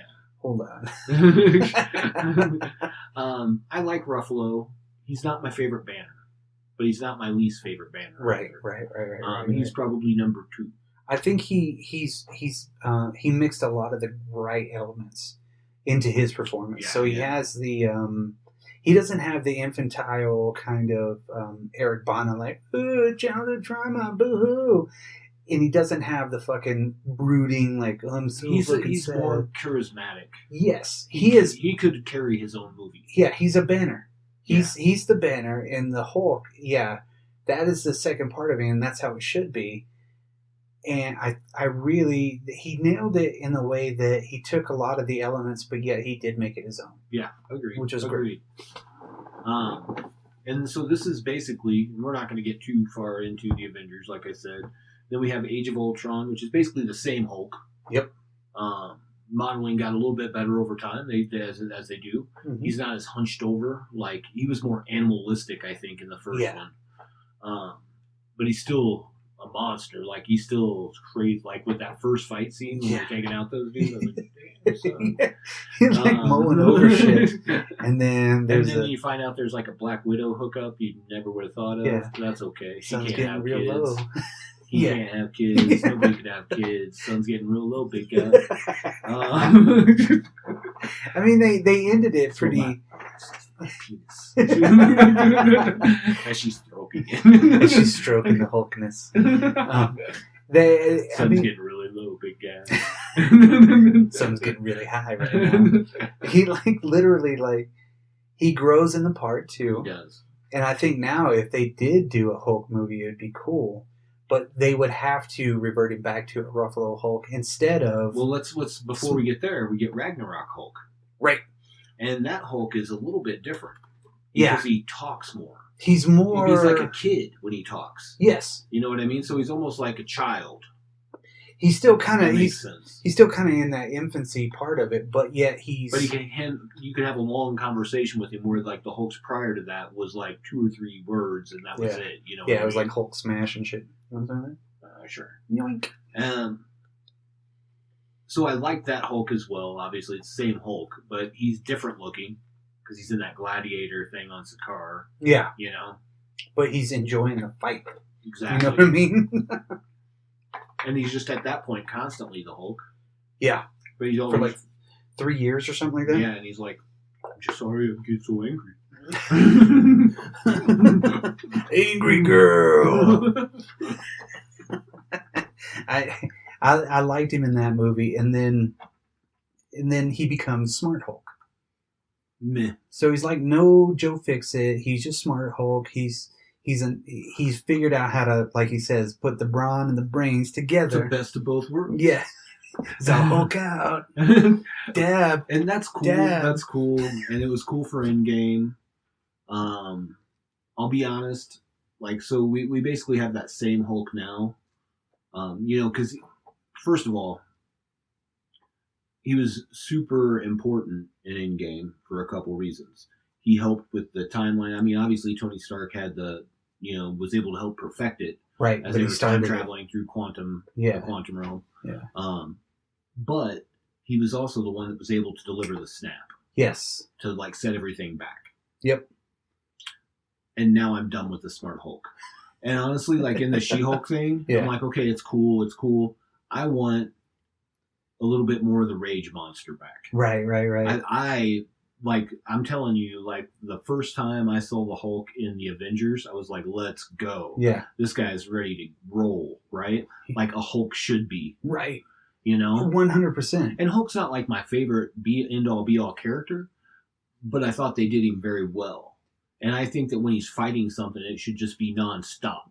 Yeah. Not that, he's not like thinking about it. Yeah. And the part where that Hulk goes by when he travels back in time and then he's like, on this stuff. He's like, it's overkill. And I'm like, it was funny, but at the same time, I'm like, you were so much better when you did that shit. Yeah, you're the fucking Hulk, dude. You're not the fucking calm guy. Yeah. You're the siesta Hulk. Yeah. And he's not even Professor Hulk like in the comics. Because in Professor Hulk, he was huge. And he could still get mad. But he didn't as much. He used his brain more. And he was never as strong as he was when he was Savage Hulk. Don't get me wrong. Right. But he was still not like that. Yeah, there's so many different iterations. And they did kind of mention a little bit of immortality whenever he's like, I put the gun in my mouth. And he spit. The big guy spit it out on the other side. Right. So it's like, holy shit, So he knows how to live with the Hulk on this part of it. And he's really, that's how he. And he's been doing it. You can tell he's been doing it for a while. Yes. Yeah. And then you get to She-Hulk, where. Now, She-Hulk's a fucking badass anyway, because she's just got a different way of doing the Hulk. She didn't have to learn like he did. Yeah. Like the difference with her is when she becomes She-Hulk, she's still her. Yes, exactly. Her personality, her brain capacity, her mind doesn't change. Yes, she just grows. It's not like I'm just letting this other person out. I'm still my person. I'm just big and green now. Right.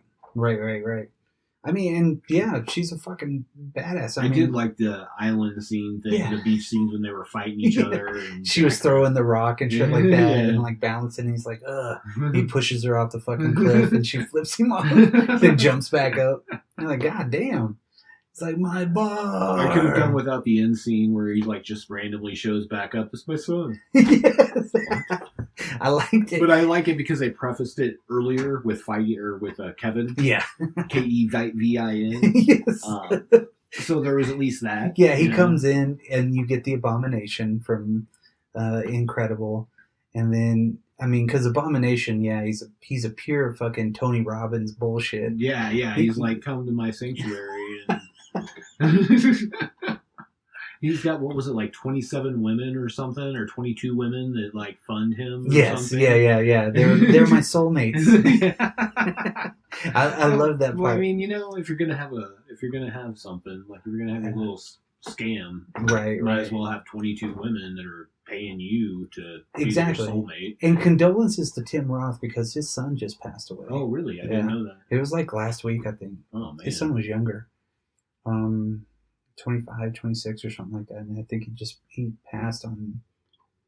God, I read about it the other day, but yeah, I mean, through all of these fucking Hulks, what would you take? What would you not take? Okay, what's your ultimate Hulk? My ultimate Hulk. Let's start with my ultimate banner. Okay. Bill Bixby. Okay. 100%. Like that, if I could have him in a timeless, like little time capsule and just make him Bruce Banner, not David Banner. Right. Bruce Banner. Yeah. I would do that. I would love him as Banner. Yeah. I think he's just the right person for that role. Ruffalo does a good job. Norton did a good job. Yeah. Banner sucked dick. He's not good. Not a shout out to Eric. And again, I don't know what else you've been in. I didn't watch your shit. Right. But you're probably okay in something. Yeah. Somebody cast you for a reason. Yeah. You're good. It's because I couldn't get really crap. But at any rate, I would take him as my banner. Right.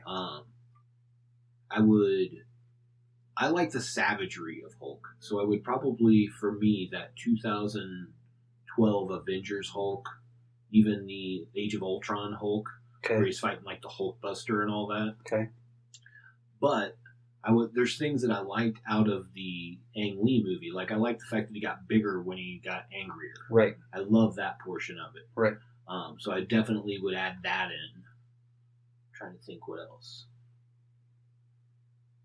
I think I like just the overall look of the Hulk. Like, there's something weird about both the Hulks in Hulk and the Incredible Hulk and their hair that I did not like. Yeah. Yeah. It just didn't look right. No. And I think that I really, like, you can tell they try to, like I said, in the first Avengers, he's like all kind of like on all fours kind of a deal, a lot. Yeah, he's more savage. Yeah. Yeah. But they added like hair to him a little bit. Yeah, yeah. So they seem to, I think that's so you can have a little more relatability, like. He's still Banner. Right. Underneath it. With the other Hulks, you're just like, oh, it's a totally separate person in the same body. And that's computer generated. Yeah. I kind of like Edward Norton's Hulk from the Incredible Hulk. Differently, it's just different. Right. But again, I think I would go more with like the early Avengers Hulk. Well, not later Smart Hulk shit. Yeah, with those two Hulks, they made his jaw and his face too big and too flat on both of those guys. So that kind of... And the head was squat, up at the top. Like, it was almost like he had no roundness to the top of his head. And with the Avengers Hulk, they really did, with the motion capture stuff, they really did add definition to the Hulk in the facial features. And I think they did that in the Incredible Hulk, too. They did. But I think the technology's gotten better or something, because you're absolutely right. Like the facial, and it's gotten better over time. Big time. Obviously. Yeah. Especially as he got Smart Hulk. Yes. Like, you can definitely see the range of emotions within him differently. Right. You know what I mean? In his facial features, things like that. But I would still go with the earlier Hulk just because I like that more savage Hulk. Right.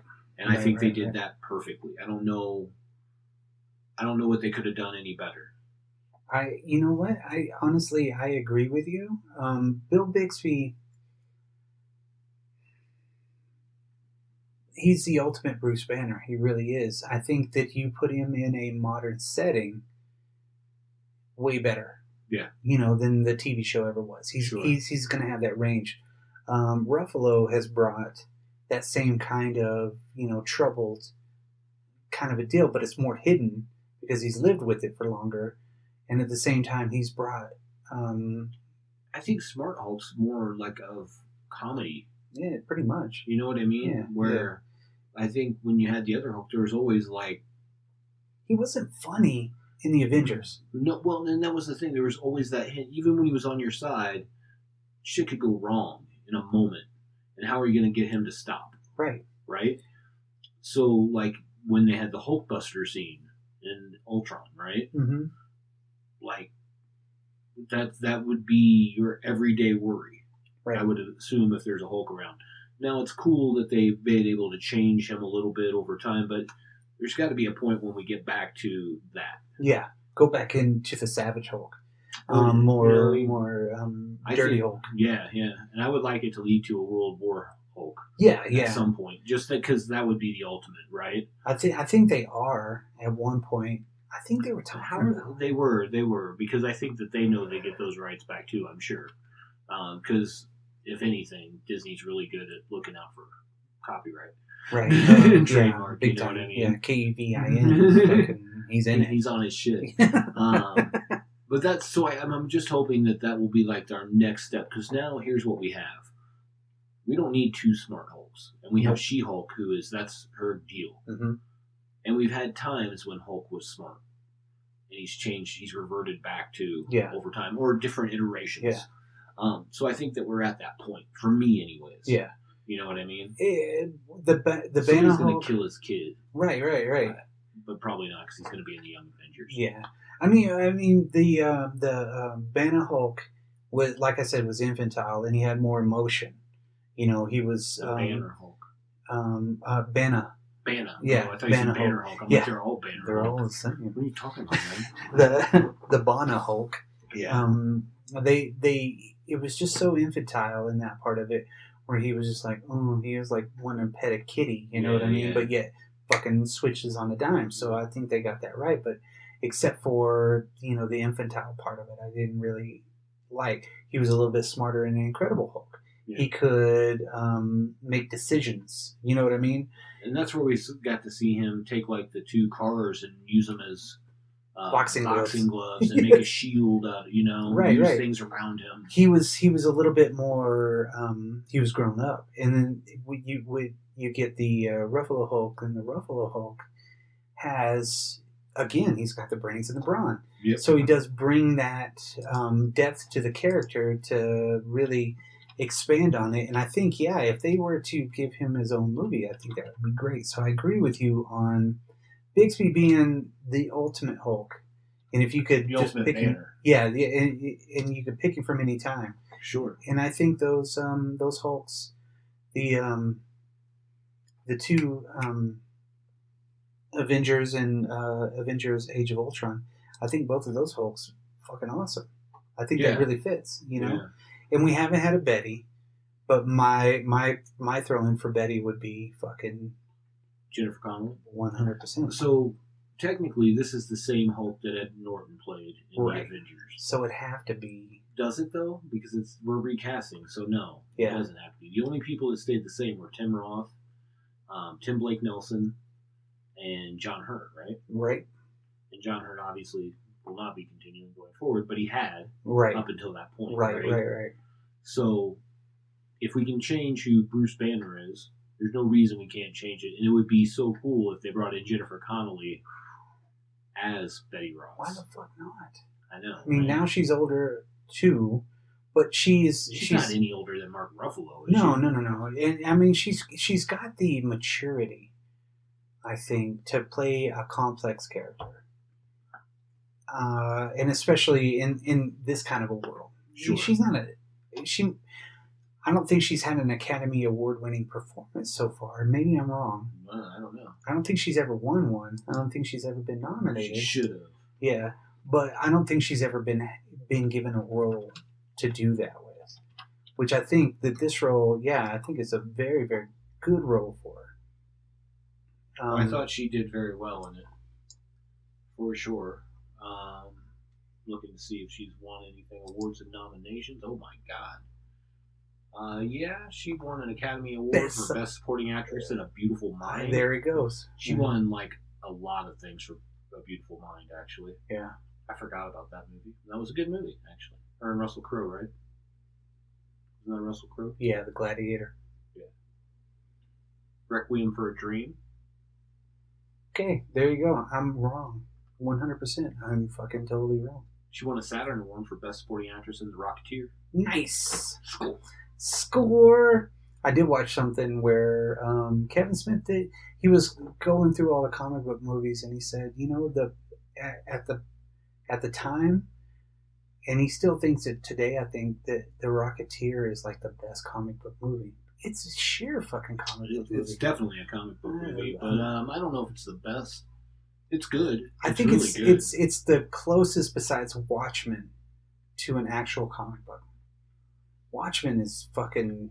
The first Captain America movie was okay. pretty damn comic booky. Okay. Like in a good way. Yes. I don't mean that in a bad way. Yeah, I don't yeah, ever yeah. mean that in a bad way. But I'm glad they brought in the Joe Johnston which for was that same one. Yes. director as because it brings that up. And when I heard that he was going to do it and it was the Rocketeer dude, I was like, no way. It's going to be fucking awesome. He made the first superhero movie to me. And then Favreau did a great job with Iron Man, Yeah. obviously, because that set the precedence for the whole Right. MCU as we know it now. Yeah. Yeah, and then you have the Whedon. Okay, so Whedon's biggest thing, almost up Buffy to the Vampire Slayer. Buffy the Vampire Slayer, right? You know how they ended that show? Sunnyvale actually fucking sunk into the ground, just like the Avengers, just like the compound, the shield compound. Okay. So he ends that with fucking Buffy riding on the back of a bus, right? She's on the top of a bus while they're escaping the town and everything's fucking like going into the fucking hellmouth, right? So he begins his biggest movie thing to date with the same fucking thing. Yeah. I every time I see that, I'm like, God damn. He uses a lot of the same things. Alien, Alien Resurrection, fucking Firefly. Sure. So it's like, dude, I know you got more original ideas in there. Come on, man. Kind of a problem, no. So yeah, come to find out, he got canceled. Old Whedon. Asshole. Yep, turns out. It turns out he's a butthole. Stinky butthole. Okay. So I'm going to shout out one more Hulk thing. If you've never played it, it was on the Wii, PlayStation 2, PlayStation 3, and I think on the DS. There is a old school game, came out in 2008, called The Incredible Hulk World Destruction. And in this game, you can like make the boxing gloves with cars and things, and that game is just pure smashing shit. It is awesome. That's what the Hulk is about. It is awesome. So I would recommend checking that out if you have none. If you have a retro gaming system, find that game. It's worth playing. Right. So, who's your Ross? It's tough between her. Yeah, that's a hard one just because, man, it's hard for me to say anything bad about Sam Elliott ever. I really love him as an actor. Yes. But John Hurt did such a great job as Thunderbolt Ross as well. He still had the savagery and just the fucking butthurtness. Yeah. You know? Well, and I think they almost made Sam Elliott more of a sympathetic character. Whereas, like, because he's like, even at the end, he like calls her and he's like, "I'm sorry," and she's like, "I know you are." Yeah.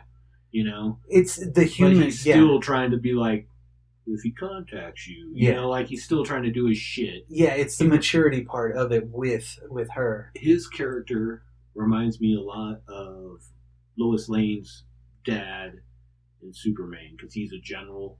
You know what I mean? Okay. It's kind of the same mentality. But obviously, Thunderbolt Ross in the comics, like 100% against Hulk, right? That's his whole. Time. That's no matter what's going on in the world, he's anti-Hulk. You know, yes. Until he becomes the Red Hulk, and then they fight everyone. Right. I think eventually we'll probably get a Red Hulk. Yeah, I think that would be a great Marvel world. Yeah, that would be a great movie. Is to kind of get back into him running, right?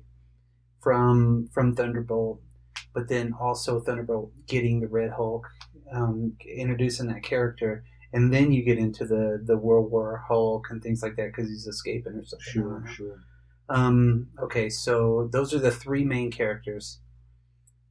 And those are the three, and the pieces that I would take, of course, is the Bana Hulk growing. Yeah, I love that part. The way that he runs, the way that jumps, everything in that 20-minute scene, 30-minute scene is just the best. You do that, right? Mm-hmm. So we got a little bit of that with the Ruffalo Hulk. I would say specifically in Avengers. Yes. The first one, like when he's fighting, like you were saying earlier, the Chitauri. Yeah. He's just going. He's just jumping from one to one, and running, and smashing them into the fucking and wall. Punches that big Leviathan thing, and it just stops. Yes. You're like, whoa. God so damn. That's the power that you see, right? Yes. And and then of course Hulk disappears after that. In not Endgame, but Infinity War. Yeah. He's like, no. He's scared. Yeah. Whatever. Yeah, what the fuck, you man? only call me when somebody needs beat up or whatever. I'm like, what are you talking about? There's precedence for that in the comics. Don't get me wrong.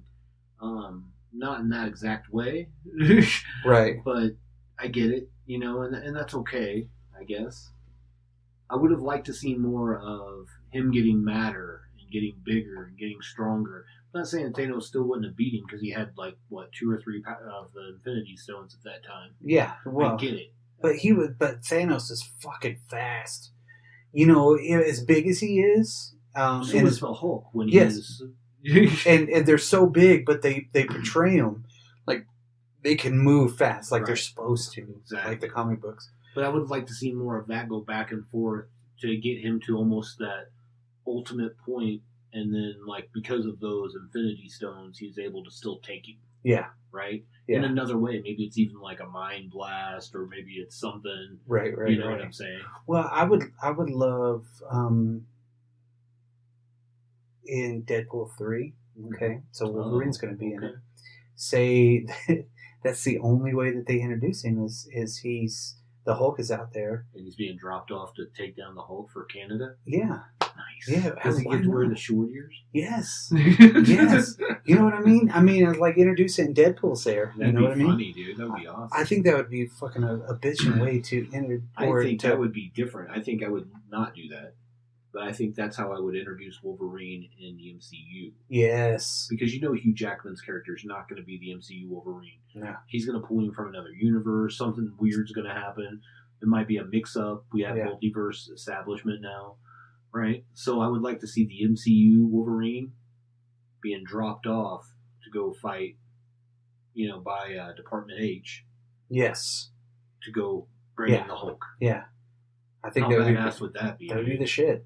To introduce Wolverine that way and introduce mutants that way. As in the way the comics did with Wolverine. You know what I mean? And to have this little 5'6" guy or whatever he is. Taking on the fucking Hulk. And being a challenge. Like they fought to a standstill multiple times. Yes. You know what I mean? Yeah, yeah.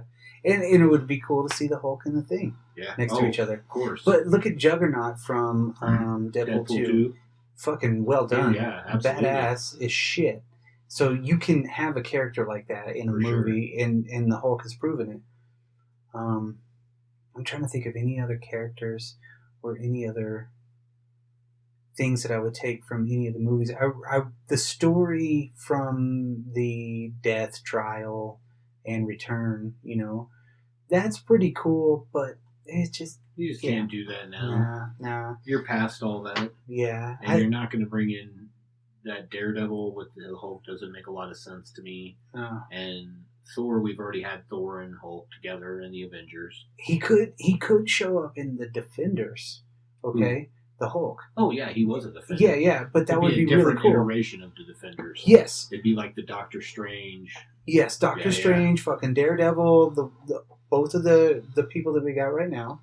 Cumberbatch and fucking Cox, right? And then also have Hulk was in it. Ghost Rider one time or another. Dude. Beast.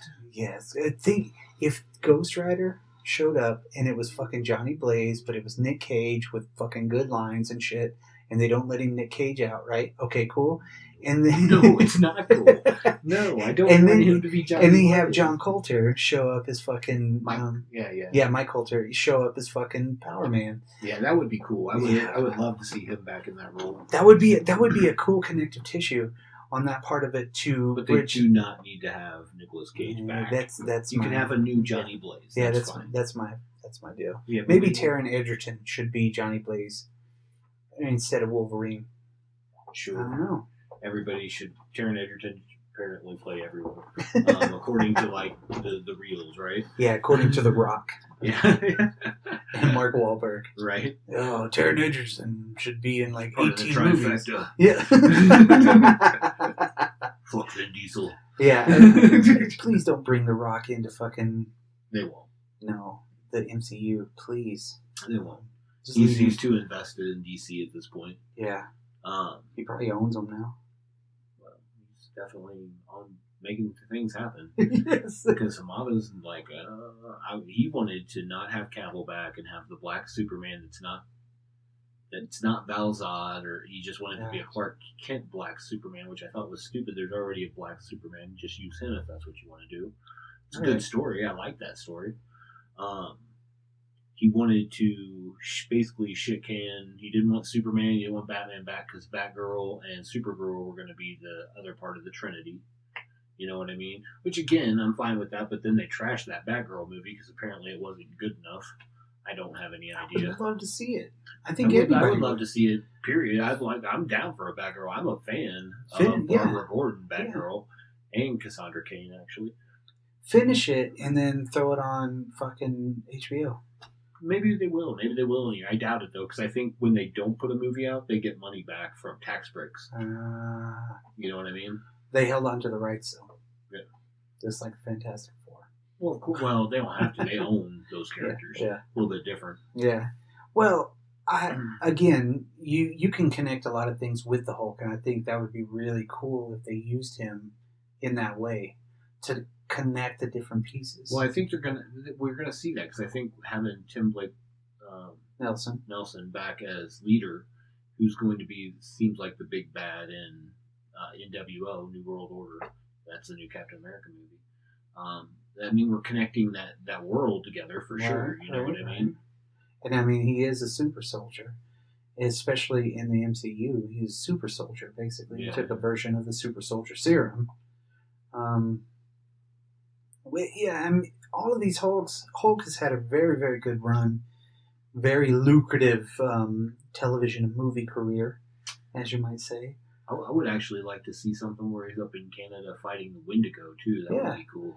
To see him taking on the monsters, would be really cool. You know, I mean, there's a lot of big giant characters that you could really work with. Even you think like you could bring in Dr. Lankowski, the Sasquatch, right? Doc Savage, Doc Samson. Yeah, Samson, and then also Rick Jones. Well, Rick Jones, I think they can't do, because Rick Jones, you have to have him from that beginning to be important. Now he would just be an add-on. Yeah. You know what I mean? So I think I would just leave that alone. That's fine for this iteration. Maybe 20 years from now they make something, and you have a Rick Jones, or 10 years or something. You know? Right. But even like with we're seeing the advent of characters like Namor, who are pretty powerful characters, right? Yeah. So as those characters, Fantastic Four win things out, but you're going to have Thing be around for a couple movies before you could ever have him and Hulk get on. Yeah, that can't be in the first movie. No, but it shouldn't even be in a Fantastic Four movie. It should be in a Hulk movie. Yeah, and Doom shouldn't be in the first Fantastic Four movie. I'm 100% that Doom should have his own movie. Yeah. I've said that since I think Avengers 1 came out. Yeah. That's always just been my opinion. I think that he's too important of a character to just like throw out there like they do in all these Fantastic Four movies, and he's too powerful of a bad guy. Yeah, to just be a throwaway character. Yeah. Oh. I got electric powers. Look at me. Look at me. I can turn a light switch on from across the room. Or I've been stuck in this crazy world forever. I hate you guys. Would you leave me here? But that's for the Fantastic Four show. Yes. It will happen in about 10 years when we have 2 movies. Right. But that was the Hulk. Yeah, I think that's all. Tell us what you would take. What parts do you think would be important? What would make your perfect Hulk Banner duo? Let us know in the comments. Yes. Yeah. Where can they reach us at? You can check us out on dropculture.com. You can hit us at dropculturepodcast@gmail.com. We're also on the Twitter, the Facebook, the Instagram, all at Drop Culture. Everywhere you want to be. We're basically like a credit card. YouTubes. Yeah, you comment on the YouTubes. We love it. Yeah, we're on there. Yeah, everywhere. Yes. So yeah, just like hit us up and let us know again what your favorite Incredible Hulk banner duo would be and what you would take from the different movies and Frankenstein together. Frankenstein. See what I did there? Frankenstein-o-mite! Because, just in case you didn't know, Incredible Hulk's a play off Frankenstein and Jekyll and Hyde. That's what Stan Lee said. Mm-hmm. Well, but with that, I think we're done for the evening. That's right. We're done. Later, dudes. Peace.